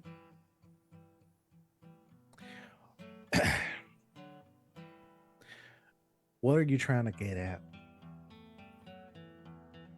Just asking a straightforward question. You got any enemies that want to steal your emus? Kill them, even, just to get back at you? Listen, Samson, we've got plenty of people out there that would love to take our business from us, but we are doing just fine. And I'm sure if someone had a problem, they wouldn't be going after one or two of our herd. They would be trying to do this in a more professional way. I think that there are some miscreant out there in the hills, thinks they're going to make a quick buck, poaching off a few of our stock and selling them in Reno or Sackhands or somewhere else between here and there. Now, Miss Nora, I mean no disrespect. Only trying to get at the heart of the problem, so maybe we end it here and you don't ever have to hire me or see my face again. Fair enough. All right. Well, the pay was on the bounty. $60 if you're able to catch the thieves, but given the urgency of all this, Pa was willing to offer an additional 40 if the emus that were stolen are returned to us, if they happen to still be around, alive, or whatnot. We'll do our best to make that so. All right. Anything else? You mentioned the ones that were taken or squirreled away in the hills. Is that the case for all of them? What do you mean? I mean, is there a pattern to your stuff going missing, or is it random? No, other than one or two going missing every night for the last week or so.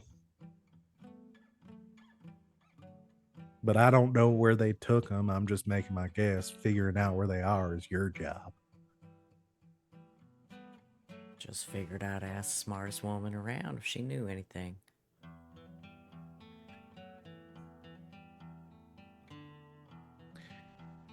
Is there anything else, Samson?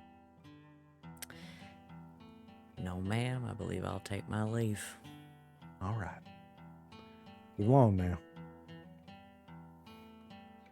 We'll get your herd back. Tip your hat. Head off.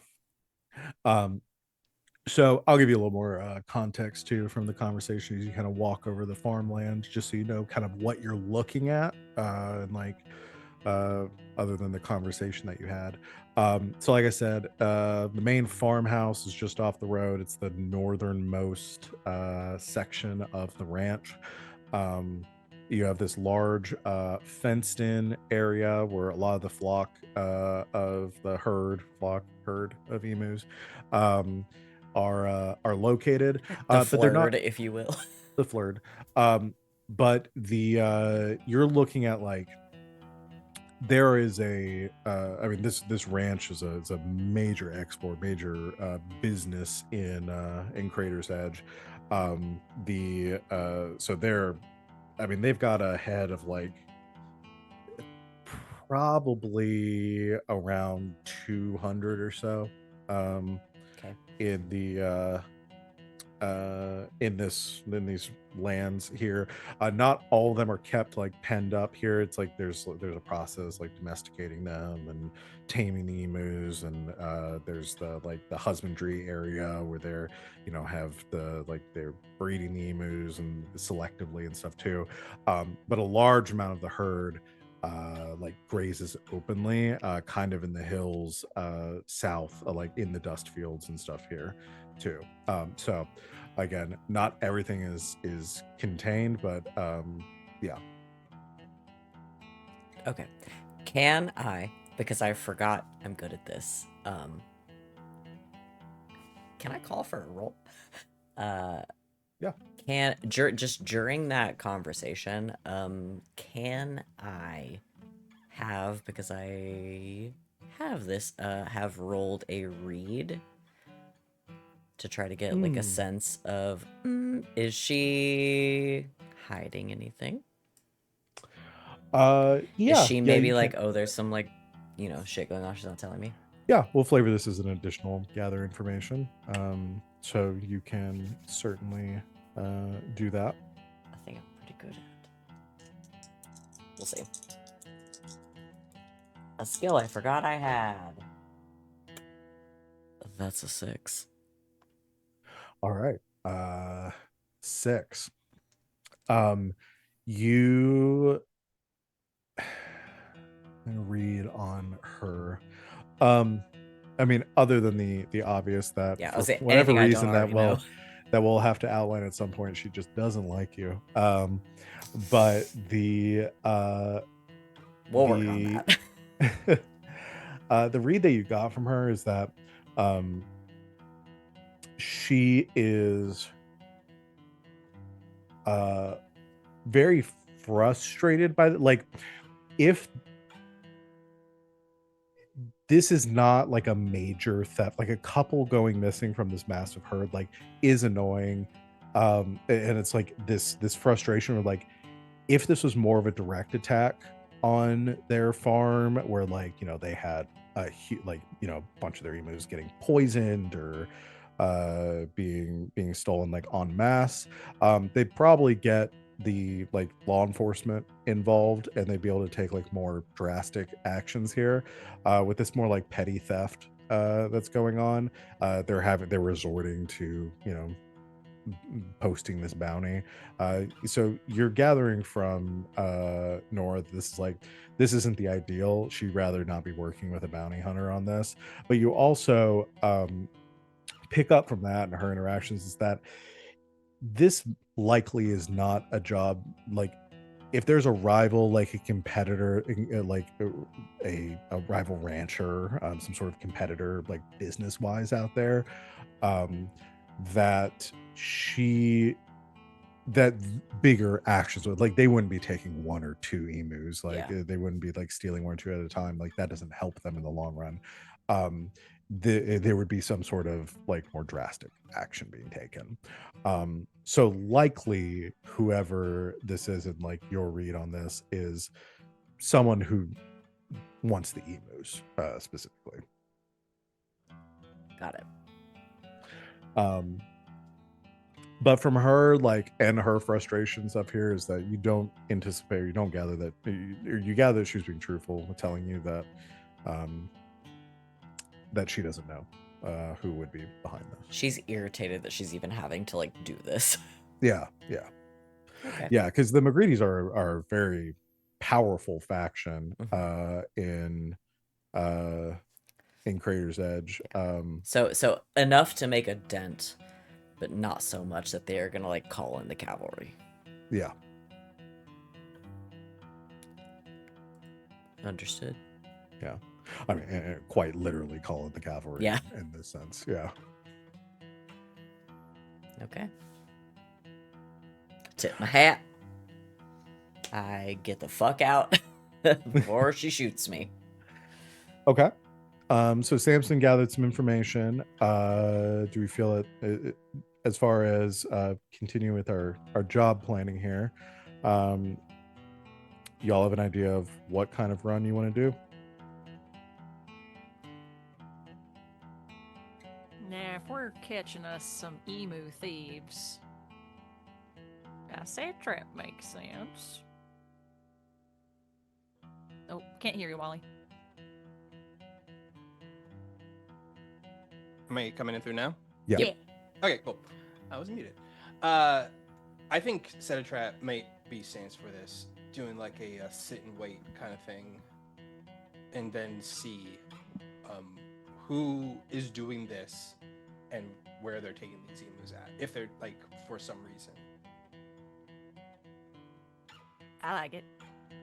I'm happy to Maybe. help Oh, set go up ahead. a couple. No, I'm happy to help set up a couple of traps. I feel like Miss McCready would rather we do this quiet, but we can start there and see where the day takes us.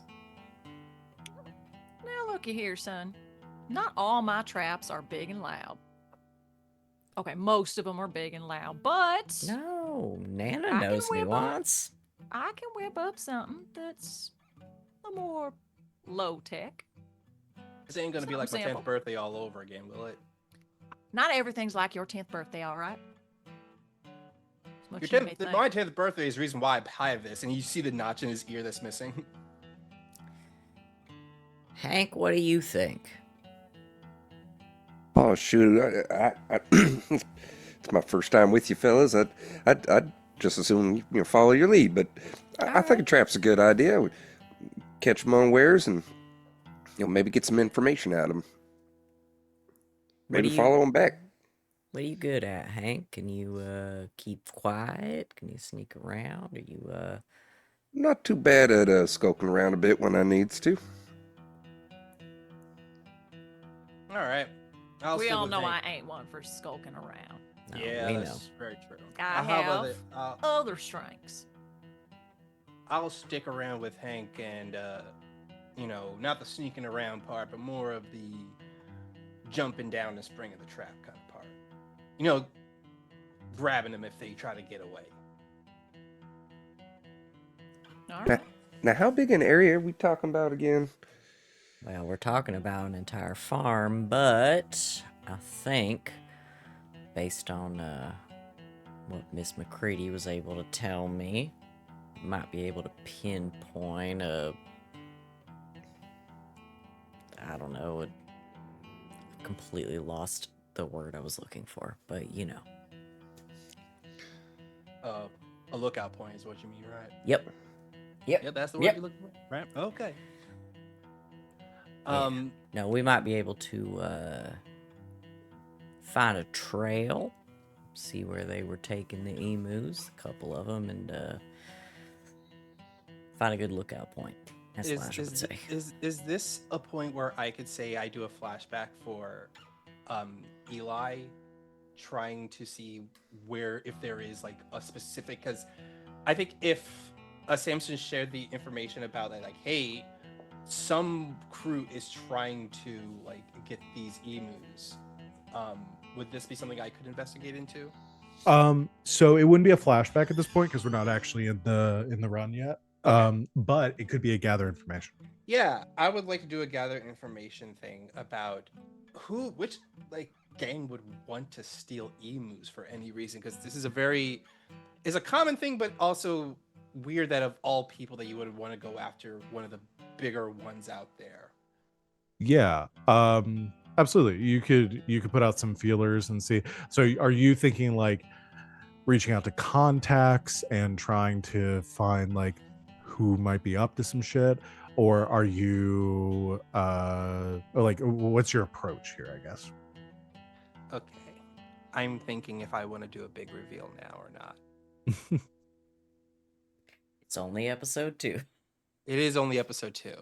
I think what he does is he will go around to it like his very basic contacts to see if there well, no, not contacts. I think what he's going to do is he's going to go to where like these has been happening. Yeah. And I would like to, if I can make a hunt roll to kind Mm. of look around for any telltale signs of which gang could be doing this, because everybody has a unique way of going about their heists. I would like to see if there's like Got it. if I can So find these things. you're wanting to like scout the location and see if you can Yeah. pick up any clues from what's going on there to Yeah. okay. What I'll say is you can probably get a lot of useful information by scouting out here. I think if you're wanting to find out like by looking around the location, finding out who would be responsible is going to be pretty difficult. You're going to be very limited in like determining a who, just because the most you're going to be dealing with is some boot prints and maybe something that got left behind that you can find. But it will be very useful to find like a location of like where you could set your ambush or your trap. Yeah, Or like, I would like to see if I can make 100 rolls to figure out where I can set the ambush and possibly,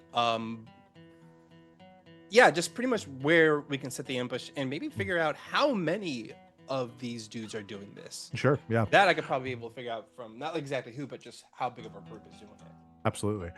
Yeah, so we can do hunt. And we'll just call this one. We'll call it controlled standard. Okay. And I have 2 pips in hunt. Okay. Awesome. I But got a don't forget 5 y'all's additional dice because you're doing Oh, a trap right. thing. Yeah, forgot about that.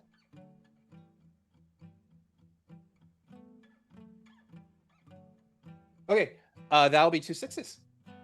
2 6s. All right. So as a crit. Damn. Okay. So you scout out the area.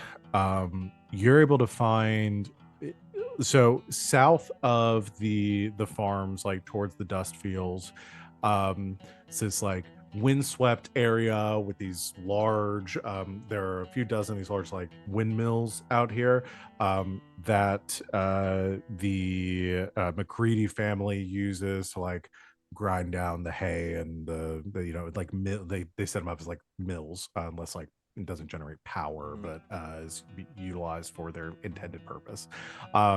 The so these like several mills that are set up out here just working away throughout the day.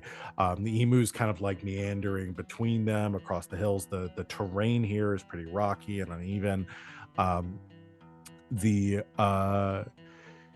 you find like and based on what Samson's pointed out to you and told you, you kind of head out to scout out the location of like where Lawrence McCready found these tracks. They're not too far away from the ranch itself. Looks to be maybe like 200 yards away from like the nearest fence out where some of the emus are like free roaming and grazing out there. There's a pretty flat area, not too difficult terrain. You move like moving across looking for any signs of anyone who might have been out this way. Luckily there hasn't been any rainfall lately, so you see a lot, I mean obviously a lot of emu tracks moving through here.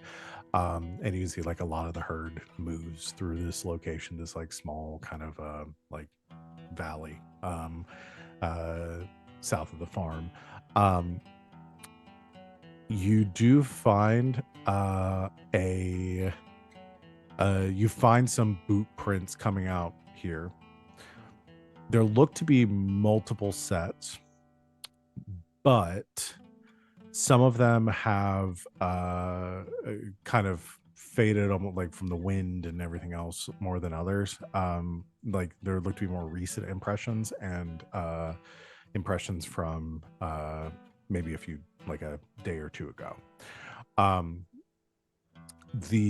Or like 2 or 3 days ago, I should say. The more recent impressions, you see based on what you're looking at, like the size, a rather like a smaller figure, deeper indentations indicates probably heavier set. Based on the timing, you're thinking, okay, these are probably Lawrence McCready's tracks. coming through here when he was hunting down this wolf. Um, the older tracks, the boot prints that he was looking at, I think you're finding. Number one, you only see one pair. So not a whole group out here. You're looking for like a single individual. Um, the so that clues you in up front. The other side is like the tread on the boots. I'm giving this because you got the crit. Like you get a really good impression here, and you're looking that over. Uh, the A lot of times when you're tracking somebody, the boot prints of somebody uh, who's well traveled, you can see like the worn down heel, some unevenness to the gait. Like you can see the signs of somebody who's wearing like what like kind of boots they're wearing. Um, in this case, like whoever was walking around out here, was pretty well dressed, not in well traveled boots. Like you see, like clear impression, like signs that there wasn't a lot of wear along the heel or along like the toe of the boot. Very like distinct points of somebody who is wearing boots that were not well traveled. Um, and one more thing I'll give you from the crit is that there's like a little briar patch, and you see a little like tear, like a piece of cloth hanging from the edge of the briar patch, and you realize like somebody might like snag their pant leg moving through here.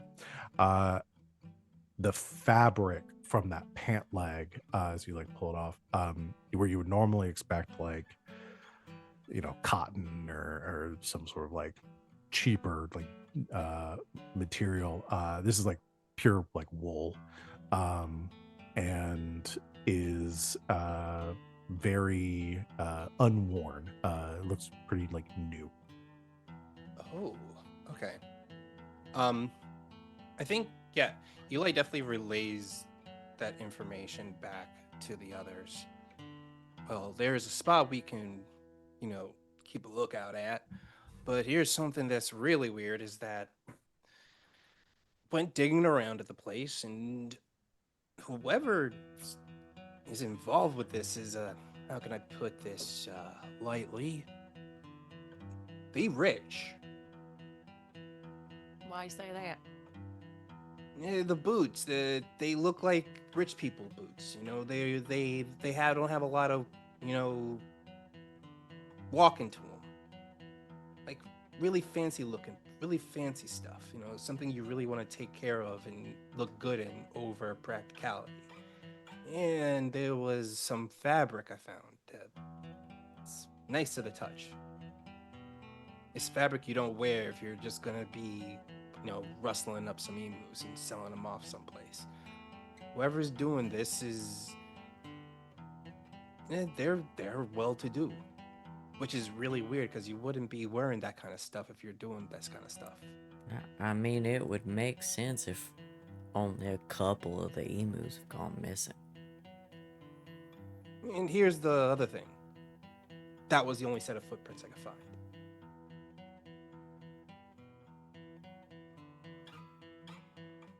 Motherfucker doing this? But you cut off the first part, Sid. It's just one motherfucker doing this? I think it might be one motherfucker who's got some money to throw around.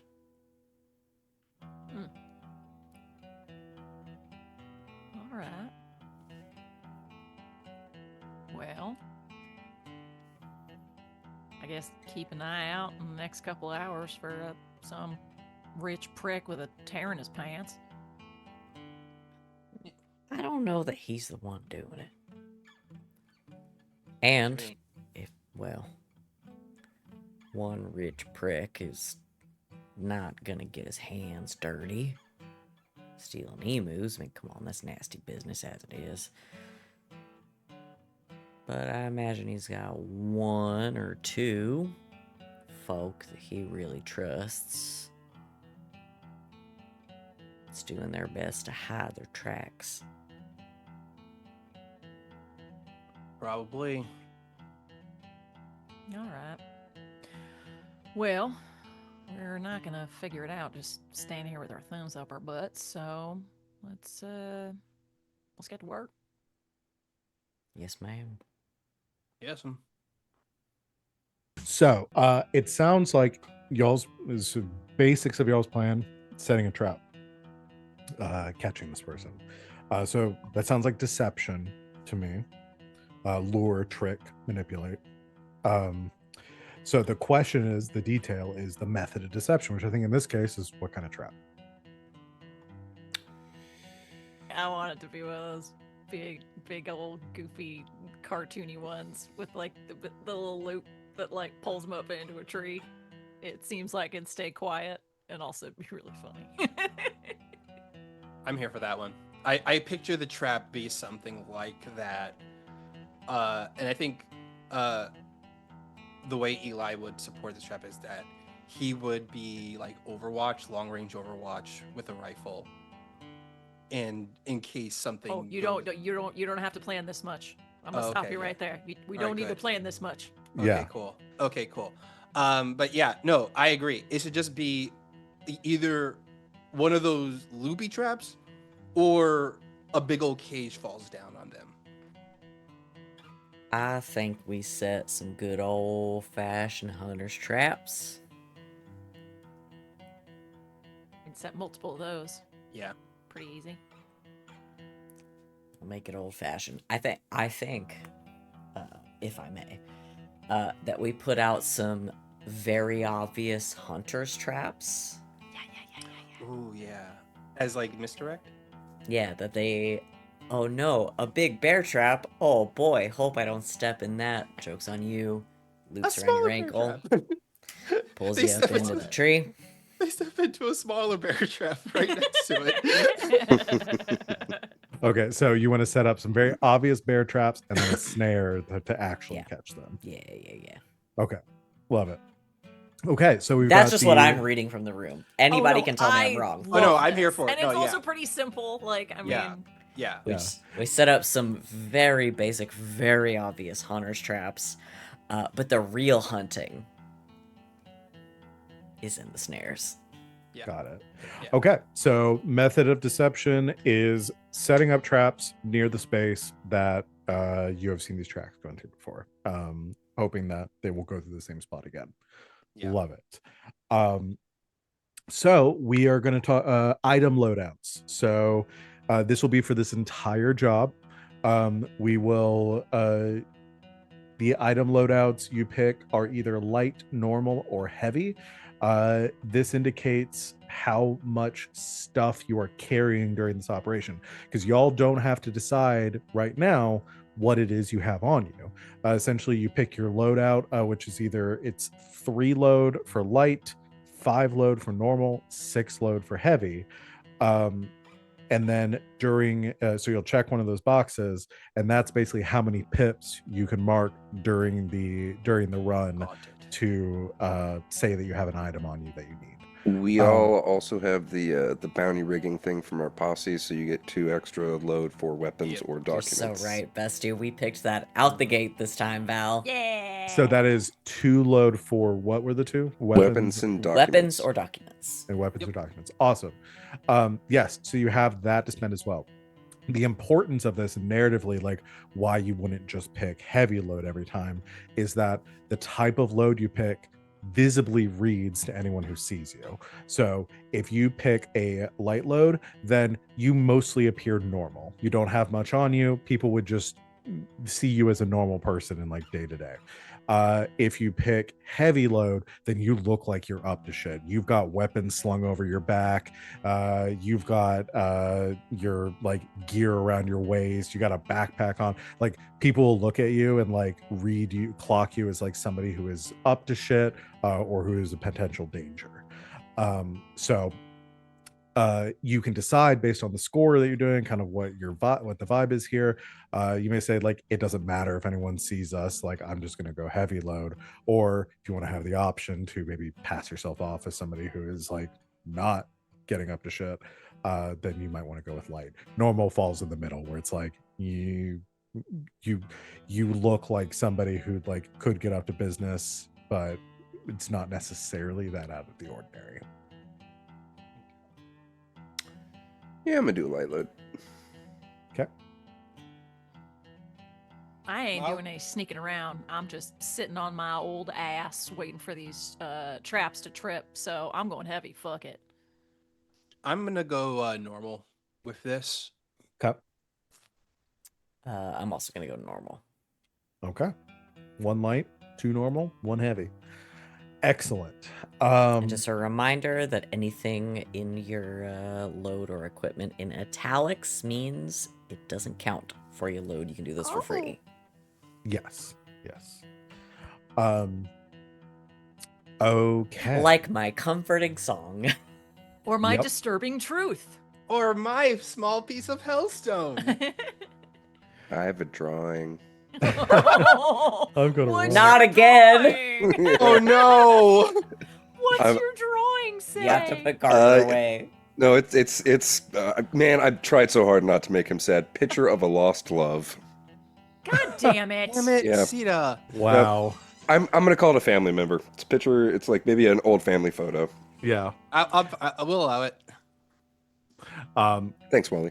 But any item, and the way that items work in this game is they don't really have like a specific value or modifier or something like that. But if you use an item to do so, like one, if you're trying to do something that you couldn't accomplish without the item, you need the item to do it. So like you can't shoot someone if you don't have a gun. So if you want to be able to shoot someone, you have to mark off that load. Other things may give you certain like advantages, like increase your effectiveness for whatever it is you're trying to accomplish. Like if you have a rope and you're trying to like restrain someone or climb something or something, I may give you an increased effect, or you may have limited effect otherwise. It's like something you could do without it, but it's more difficult. And then some items you have the fine quality to them. If they have that quality, then your effect is greater when you're using them versus using a regular one, a regular version of that item. A couple of the things I have in my items are insane. Yeah. Are insane based on the description that you have just given. I would like to put forth Oh. my fine bedside manners. So my guitar case, so I get to put stuff in my guitar case. You may store a guitar in it or other equipment hidden in plain sight. Oh, that's nice. Yeah. Yeah. That's So handy. if you were trying to like smuggle in a gun into somewhere you weren't supposed to have a gun, you could use your guitar case to Let's just do that or something. A bunch of Yeah. weapons in there one day. Where do I smuggle my bedside manners? But yeah, the idea for that is like, you can use that item to get increased effect when you are like, Just so comforting you guys somebody. know what I'm good at. Yeah. It's talking, and it's only talking, and it's only ever going to be talking. Excellent. So we got a little bit of time. We can go ahead and do our engagement roll here. So the way that we do engagement rolls, there's a series of questions that I'm gonna pitch to the group. I've got final say on it, but I like to get everyone's input on like where we stand on it. I like to outsource these questions. Some people who run these systems just decide for themselves, but I like this to be collaborative. So the questions that we ask are, is this operation, I should answer, some of these questions will add a die to the engagement roll. Some of these questions take away a die from an engagement roll. So is this operation particularly bold or daring? Not really. I don't think My so. initial plan was like, I feel like this is pretty safe. I don't think this is a very bold. We just Yeah. pulled it off the bounty board. Like, Yeah, Okay. pretty much. So you don't get the die for that. Is this operation overly complex or contingent on many factors? I also don't think it's that either. So I think that's just a neutral. Like, I don't think it's overly complex. There will obviously be some, natural Hiccups. complexity to any plan. Yeah. But you're putting out some traps and hoping people step in them. Not too complicated. If you Easy had enough. if you had created some sort of elaborate Rube Goldberg style machine, then we might be talking otherwise. And it ends with Nana disguised as a scarecrow Yeah. hopping out. No, but there is going to be a Rube Goldberg machine eventually. Oh, And so like Maybe. so I can kind of explain like how this works too is these questions should also influence like when you're planning your jobs, the game encourages you to do stuff that's bold and daring. Like it gives you that additional die, like do something outrageous, go hard. Not saying you have Because to, Val but is going to ask us these questions every time. every single every time. Yes. Yeah, it's the same questions every time. So I want you can also think about these when you're planning the job. It's like, let's go hard. Like the game will reward that. Does this plan detail expose a vulnerability of the target or hit them where they're weakest? That seems a little more likely. Yeah. I could agree with that. Like you're specifically, we got a critical success to find the spot where this person is like trudging through here. Mhm. And yeah, you're specifically trying to hit them in the moment that they're committing their crime. Yeah. I think that's fair. Yeah. So we'll take 1 die for that. I should also mention we start with 1 die for sheer luck. So that's the second die that we get for answering that one. Yes. Is the target strongest against this approach, or do they have particular defenses or special preparations? This is mostly for me to answer. Doubtful. And so I'm going to say no in that case. Can any of your friends or contacts provide aid or insight for this They operation? kind of already have. Yeah.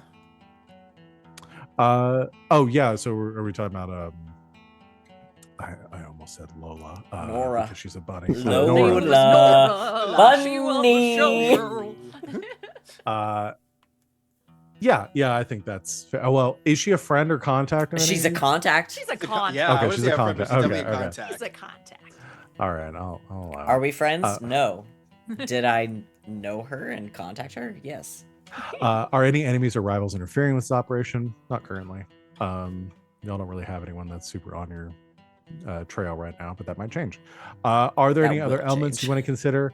Maybe a lower tier target will give you +1 die, or a higher tier target will take away 1 die, or maybe there's a situation at the location that makes the opportunity more or less tricky.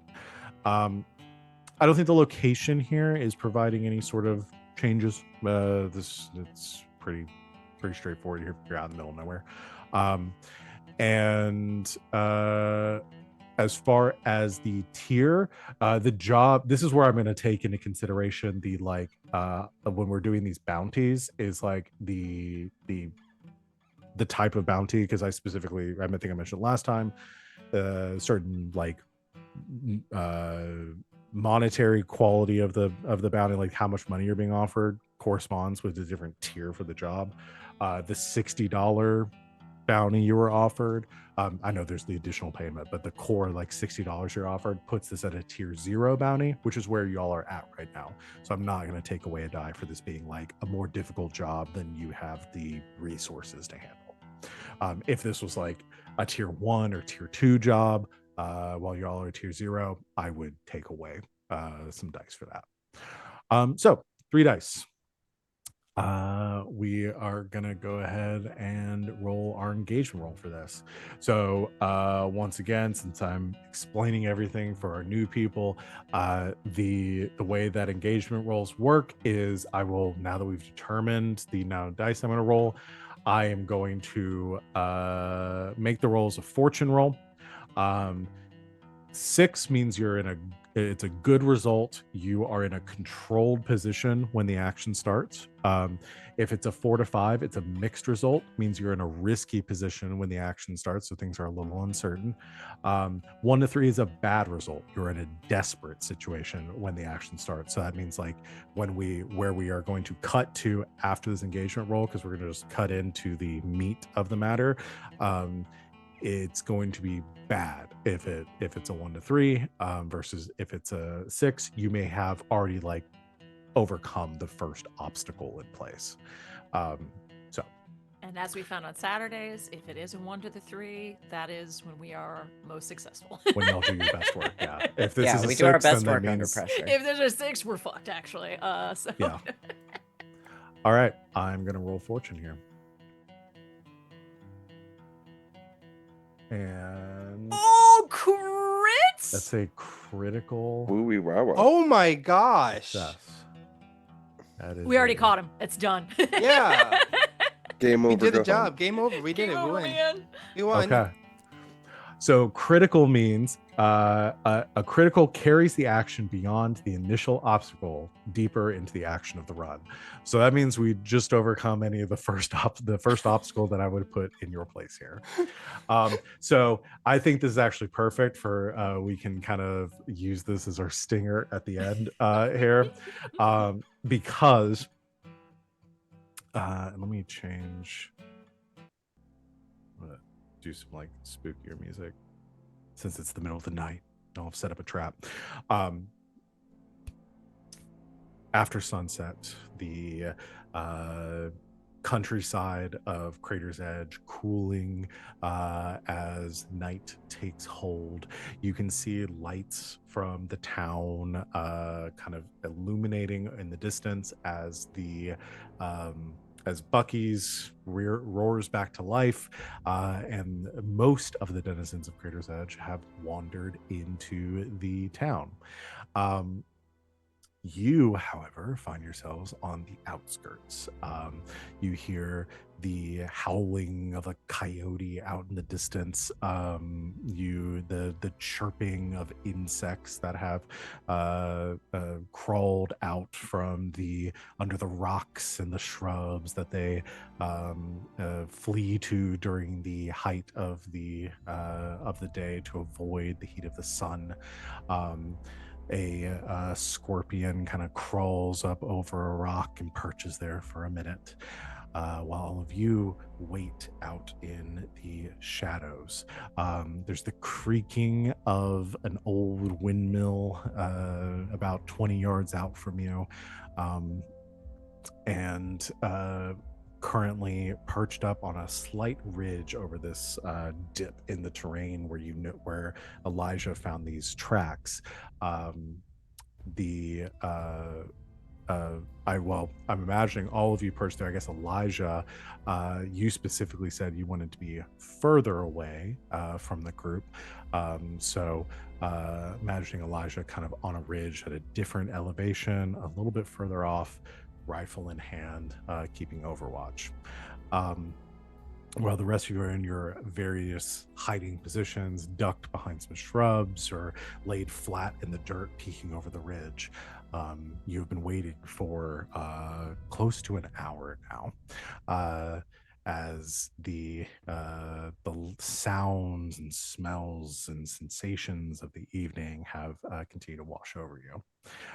All lights put out, wanting to maintain as low a profile as possible. In the darkness,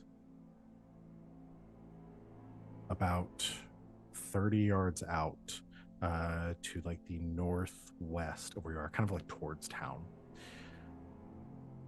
we can hear a crunch of boots against stone and gravel. And moving out quietly, you see a figure shrouded in darkness, kind of peeking out from behind a collection of shrubs and rocks. Probably has been making their way here from like the road or maybe closer to town for a while now. You're just spotting them about maybe like 40, 50 yards out from you. Stop for a moment as you hear like a little emu kind of like wandering over the ridge to the other side, makes its way towards the base of the tower, pecks to the ground for a little bit. One of the stragglers from the herd who is mostly like collected back near like the ranch proper. He says, "Very kind of look out in that direction." You need to creep forward. They pull something like from behind their back. You see like a length of rope that they are wandering towards as they sling it up on their shoulder. It's like wider figure, but they're crouched really low. You can't really get a sense of like how big they are. And in the darkness and the low light here, can't really make out many features. They move their way towards the emu. You see the emu kind of stops for a second, like looks down at one of the traps on the ground and kind of like looks at it, smart enough to know not to step in that, and kind of like moves around it. Um, the figure creeps towards them. You see kind of like stopping, looking down, like notices one of the bear traps on the ground. They seem to pause there for a moment, kind of like look around, panicking for a second, then creeps forward a bit again, closing in on the emu. They pull the length of rope to the side and begin to like let out the loose of the lasso that they have with them, kind of like begin to swing it like very slowly as they move towards the emu. As they step around the first trap, you all hear a snap and then a as the length of rope that is looped up over the windmill and that was buried kind of partially under the door, the counterweight descends very slowly. The figure looks up and hear as they are suddenly hoisted off the ground, their leg dragged against the dirt. The emu lets out a and then it goes like flying like feathers everywhere as it goes scampering off into the night.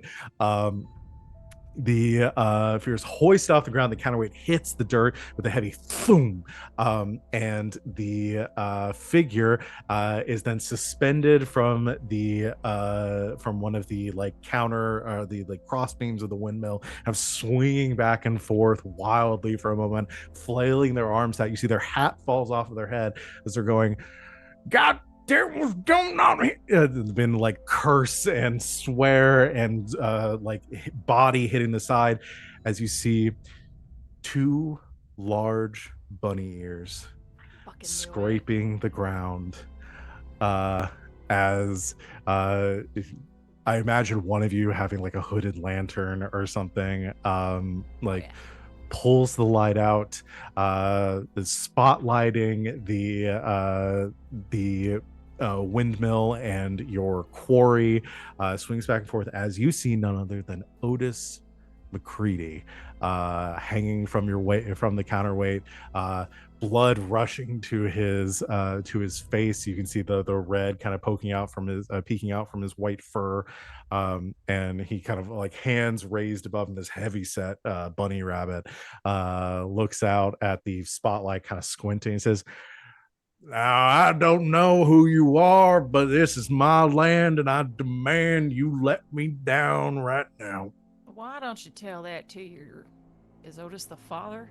No, Otis is The the brother. eldest son The brother, of okay. the brother of Nora. In the shadows, his sister. her- His sister. Tell Okay, that to his sister. yeah. Sister, yeah, tell it to your sister. Please don't tell my sister. And that's Well, where we're Otis. gonna end our session for that's where we're gonna end our session for tonight. I'm sorry. I know I kind of like broke the flow of that, but I didn't want to be like, tell that to your daughter. What daughter? I got a daughter? Oh, I might have some kids. I am a bunny after all.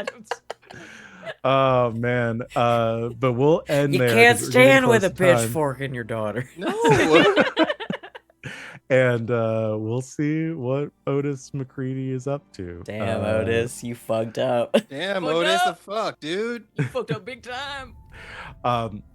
So yeah, real like that is if we hadn't gotten the critical success there would have been some prowl checks from y'all. I may No. have had like a craft roll from Nana, but goddamn, critical success, y'all just y'all. What are you gonna do? So we'll see where that goes, because obviously it's definitely that simple, and that's the end of the score now.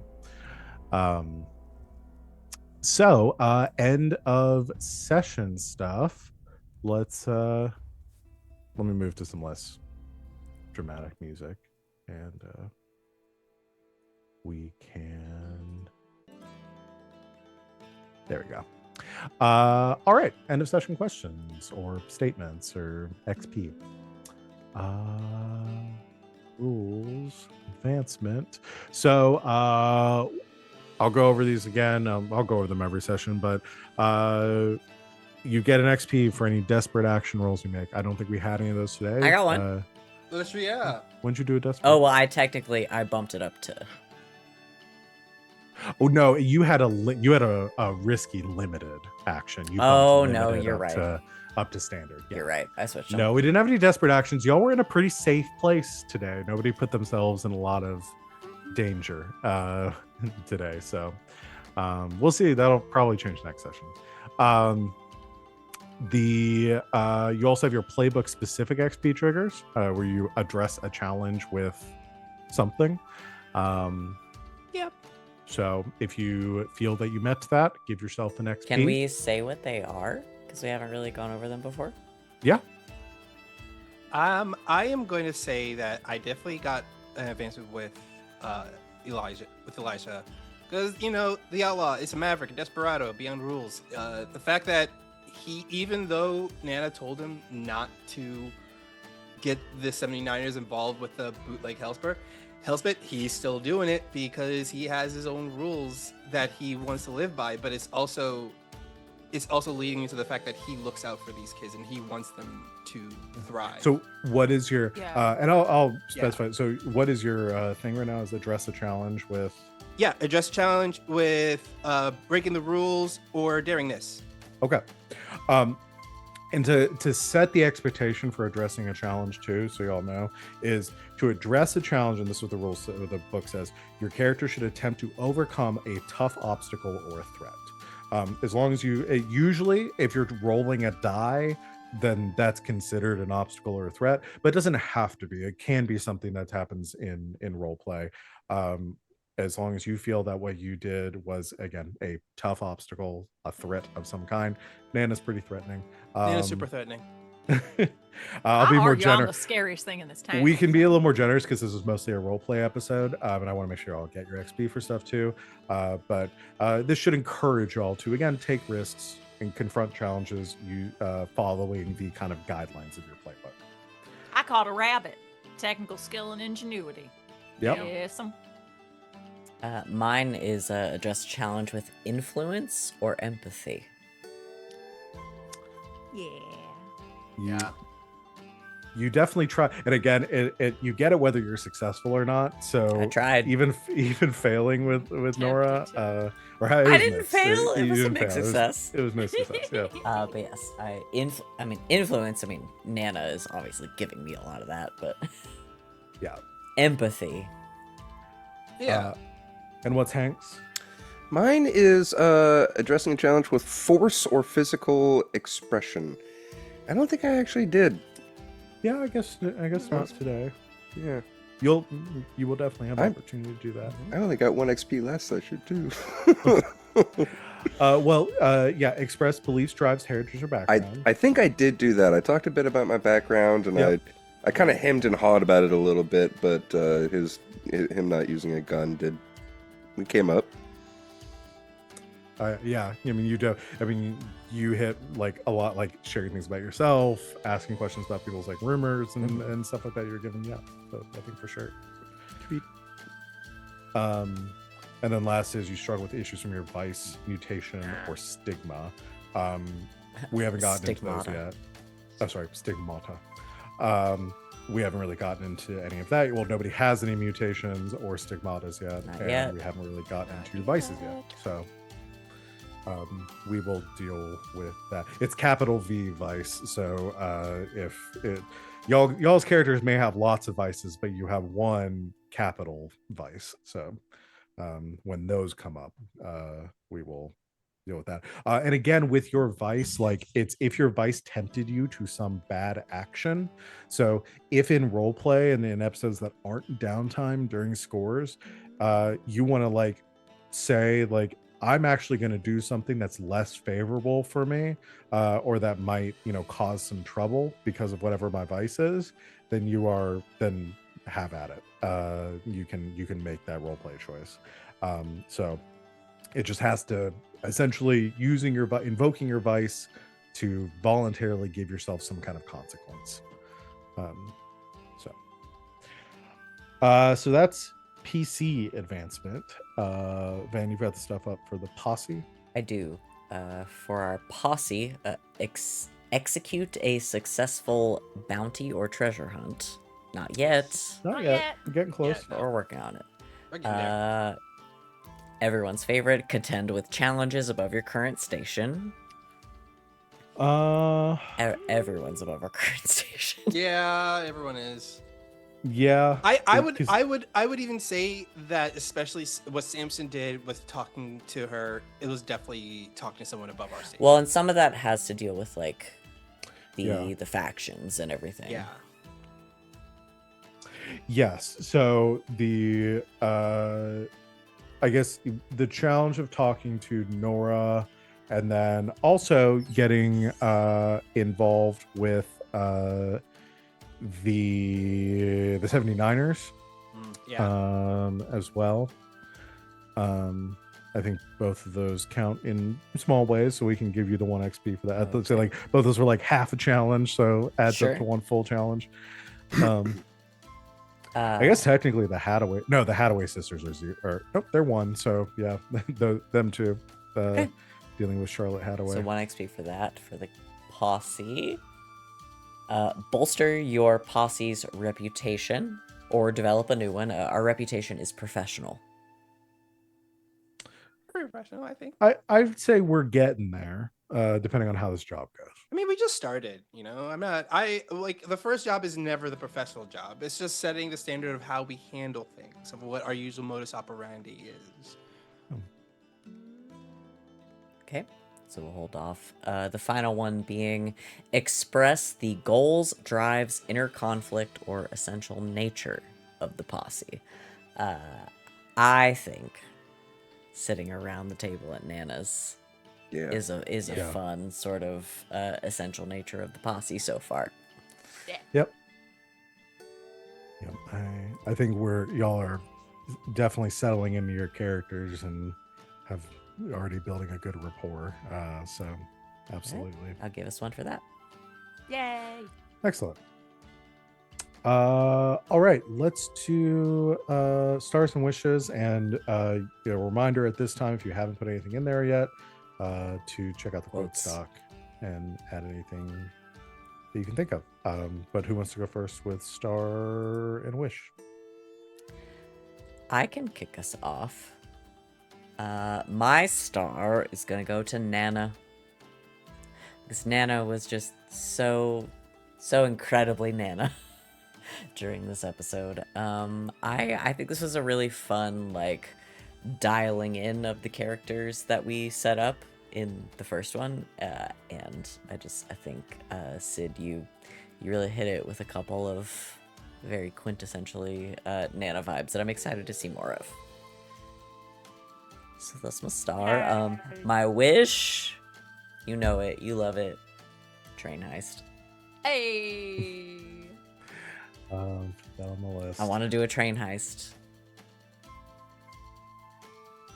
Gotta have it. Gotta have it. Gotta Oh, love it. we already Gotta had have it. train. I guess I'm adding Train Heist Mark II.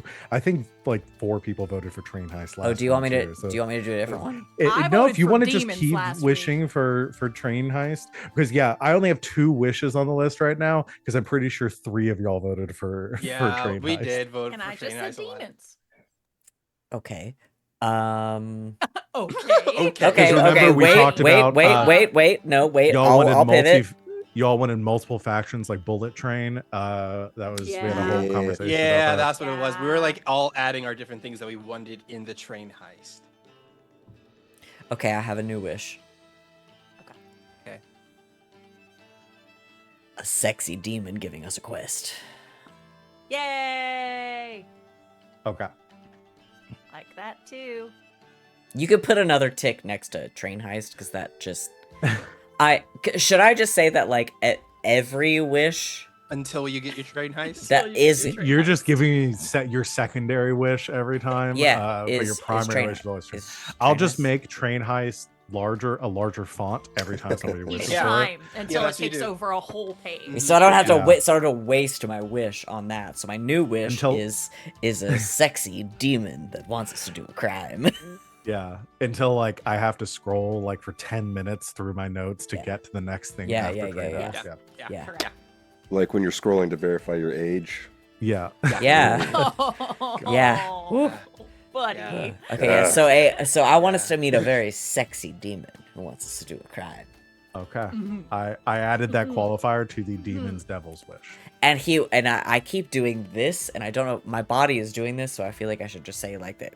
And maybe he's the world. The world. Yeah, because I was about to say you're basically subconsciously deopposing. Zawado. Sexy demon. All right. Who's next? I'll go next. My star, it goes to I have to give it to Sid and Nana also, because I just really love seeing how Nana keeps a check on Elijah. I really like that so much, and you're handling it so well that it's very obvious. Like Elijah it's not a thing of that he fears her. He genuinely loves her as his mom, but it's the only way he knows how to is just to be prickly about it, and you bounce off of that very well, and I am enjoying role playing that with you. My wish is I'm going to say I want a demon also to get involved with us, but I want this demon to look average. Not a sexy demon, just like, an average, Joe-looking demon. Just a guy. There's nothing like sexy about it. He's just a guy, a demon who is just a guy. But I regret to inform you that we are going to find a way to find just a guy very No, sexy. just a guy is going to be. We're going to find just a guy to be incredibly sexy, but I would like that the demon we encounter Just is like a dude. just a guy, just a dude. That's my wish. Okay. That's fair. We haven't really dealt with wishes that counter other people's wishes. No, I'm they gonna figure can. out- They don't have to counter. They can be the same. They can be separate. wishes? Yeah. Maybe he's okay. Maybe this is a you don't know you're beautiful situation. Yeah. Because guys never get those. It's always about women. No, So like yeah, it maybe always this is a is. guy, and You we're all know like, you're oh man, he beautiful. doesn't know. And like Yeah. we know, like we And talk that's what this makes him average Joe beautiful. demon, and then we Just take know- we take the glasses off of him, and all of a sudden, like, whoa. Oh, When I fuck. start describing the most average looking person you've ever seen, you're going to know that that's a demon. Yeah. No, yeah. Well, the problem is we're also gonna go. Figured I out don't the know. Like, plan. well, you're saying average, but maybe he's hot. Like, Yeah. All right. I can go. Go Well, for it. first, I want to give a star to Matt, my husband, for coming in here and very Yeah. quietly but lovingly handing me a plate of lasagna with garlic bread. Thank you, Matt. Key lime pie, Thank you. lasagna, No. and garlic bread. You're winning. he's Yeah. also bringing dessert, right? Yeah, he's Yeah. bringing Yeah, the okay. dessert is the key lime pie. Yeah. Yes, yeah, there is Just key lime We're pie. all tonight. giving a star to Matt today. Yeah, we're giving everyone a give a star to Matt. He gets a heart. Thank gets you a to heart. spouses Yes, who thank you. take care of us while we stream. But my Go, star, Matt, go. Yeah, go Matt, go. But my star is white gonna boy, go. to go white boy, go. It's gonna go to Van this week, because I know it was frustrating, but it was actually quite lovely to, even this early on, see someone that doesn't like Samson. Which seems Yes. impossible.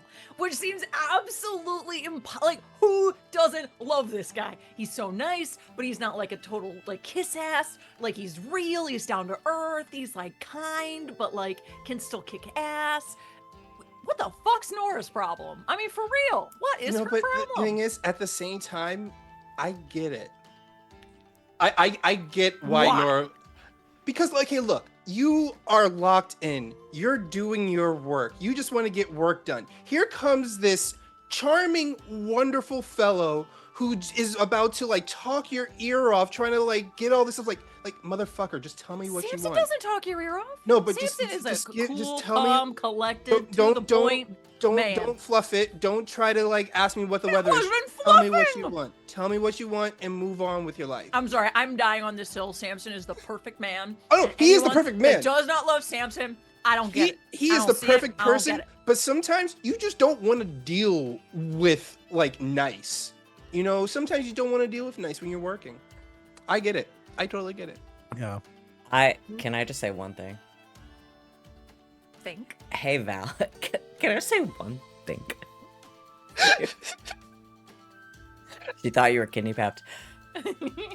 Can I just say I kept my fucking mouth shut. Yep. Yeah. You did. You 100% did. And Val, I don't think you're ready for this side of me. I don't think you're ready for Who's not gonna fight?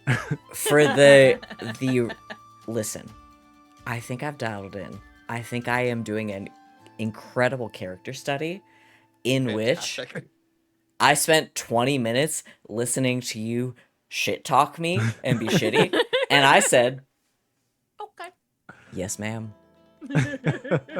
It is gonna be a new. I would like to give myself a star. actually, for keeping my fucking mouth shut.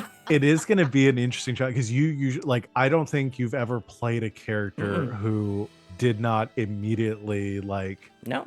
throw hands with Yeah. somebody who And I am taking on, you know, a fun sort of character here that has to shut up sometimes. it's gonna be really fun to just keep Yeah. bringing Nora back and having her be shittier and shittier to Samson every time to see what his breaking point is. Maybe So- it's her version of flirting. Who knows? Maybe. Well, I'm just gonna go out right here and say she's not Samson's type. No, that's fine. Listen, she might not But- be Samson's type, but Samson is a lot of people's A type. lot of people's Yeah, he And Yeah. and you know what? That's just fine with me. So the test really is here. How long can I keep my fucking mouth shut? There Yeah. it is. We'll start a counter. I give it 2 days. And I'm 2 sessions in, and I've I fought give no it one next and session. have offended no one. So I give it next session. You're Honestly- you're too punchy. You're too punchy to let this go for. hey Val, let's fucking go. Okay. I will try to set Samson off as my Gauntlet new has goal. been I'm gonna add that to the thrown. wishes. I'm here for it. All right. That's my third wish. Make me fight someone. I am taking this game as a challenge. All right. Is Sita the only one that hasn't gone? Yeah. Yeah. I am also going to give a star to Samson. Oh no. I was not expecting the like immediate. It seems almost like more than just basic friendliness with Hank, and it's almost like kind of a big brother kind of like, here, come on, let me help you out. I know what to do here thing, and it's really sweet, and I love it. I would love for Samson and Hank to have that relationship. It's so sweet. Yeah. I Yeah, think we're Nora. already there. We're good. Nora. Yeah. Yeah, fix your shit, You Nora. see? You see? Hey, You see hey. this? Hey. Nora is going to be, what was the character? It was Amelia in Good Society. Oh, God, hated- yes. fuck. Oh God. who The was allergic to bitch is citrus. back. Yes. She just sucks. Yeah, I'm gonna make Nora just suck. Well, she's got to be allergic to citrus. Absolutely. But no, the Samson Big Brother thing is so good. It's Yeah. perfect. Yes. Okay. Yes. If you want to And play that- into that, I am. Yeah. I am so here. I'm so here for it. And I absolutely do, and I also can't wait. I guess it's kind of a wish, although I have an additional wish with that. But I can't wait for some moment where Hank and Samson have to team up for some like huge feat of strength, like pushing a Yeah. train together Yep. or something. Yeah, Like yeah, that'll yeah, be yeah. awesome. It's definitely. Is it Spider-Man 2? Spider-Man 2. Val, where he's. Mhm. Spider-Man 2. Yeah. Yeah. Best Spider-Man movie of all time. Yeah. Spider-Man movie in the world. Mm, Yes. No. Well, I gotta okay. say, listen. I rewatched listen. all the Spider-Man movies last week. I have a newfound appreciation for the Andrew Garfield Spider-Man. Andrew movies. Garfield. Oh no, the Andrew Garfield. Yeah. Spider-Man I is fantastic. will go to bat for this man playing Spider-Man, but we He is don't so have good. 70 minutes for me to Yeah. talk about it. Yeah. Oh, Samson Big Brother to Hank is so sweet. I love it. Yeah, I do too. Look, someone's got to protect and- Hank from Elijah. I got Okay, you. that's- I got you. baby. Whatever. I didn't bring this. Because I'm trying to play a nice guy. You're all like bullying him. I just wanted to put like a giant paw on your head during that scene. I Like, can't. I don't wait. need this See, from that's you. the thing is, the thing is, thing about Elijah is he is bark and bite. Like he is the type of dog that will bark at you, and if you touch him, he will bite you. But you just need to also just be able to like, look, just stop, just stop. He'll bark, he'll bite, and then he'll bite you, and you'll go ow, and then he'll go. Yeah, he's like That's like when you're doing the play wrestling with your cat. So we just need to have a fight and like get it out of the way. We just need to have like one quick scrap and that's it. Yeah. Well, you know what? That might play into my wish then, because I would love for us to have like a just huge balls to the walls, banana ass saloon fight. Like, well, tables going out of windows, people going out of windows. I think I can swinging from chandeliers. I think I can give you that wish. Honestly. Well, let's make it happen. With my vice, I think I can. What is it? Violence? More violence? Yeah. Well, no, my vice is stupor, and I distinctly chose he gets into fights in a stupor of fights because that's his vice. And Samson has opinions on that, but he keeps it to himself.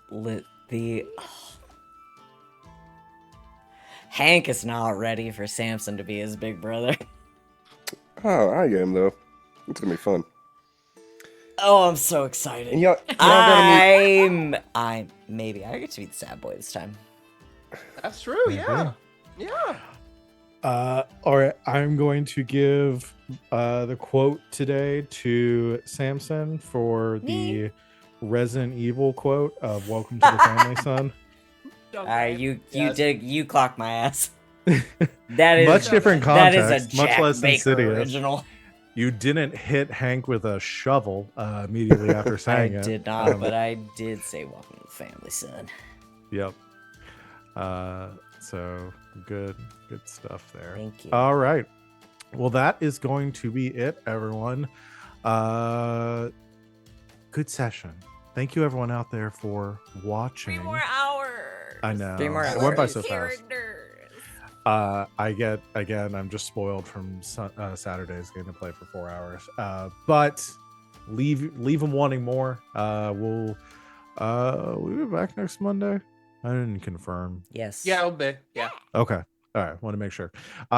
We will be back next Monday to continue our game. So join us then. Also join us on Saturday, where we'll be playing Hearts of Stone, and you may see a familiar face there who's not normally there. You'll never figure out who.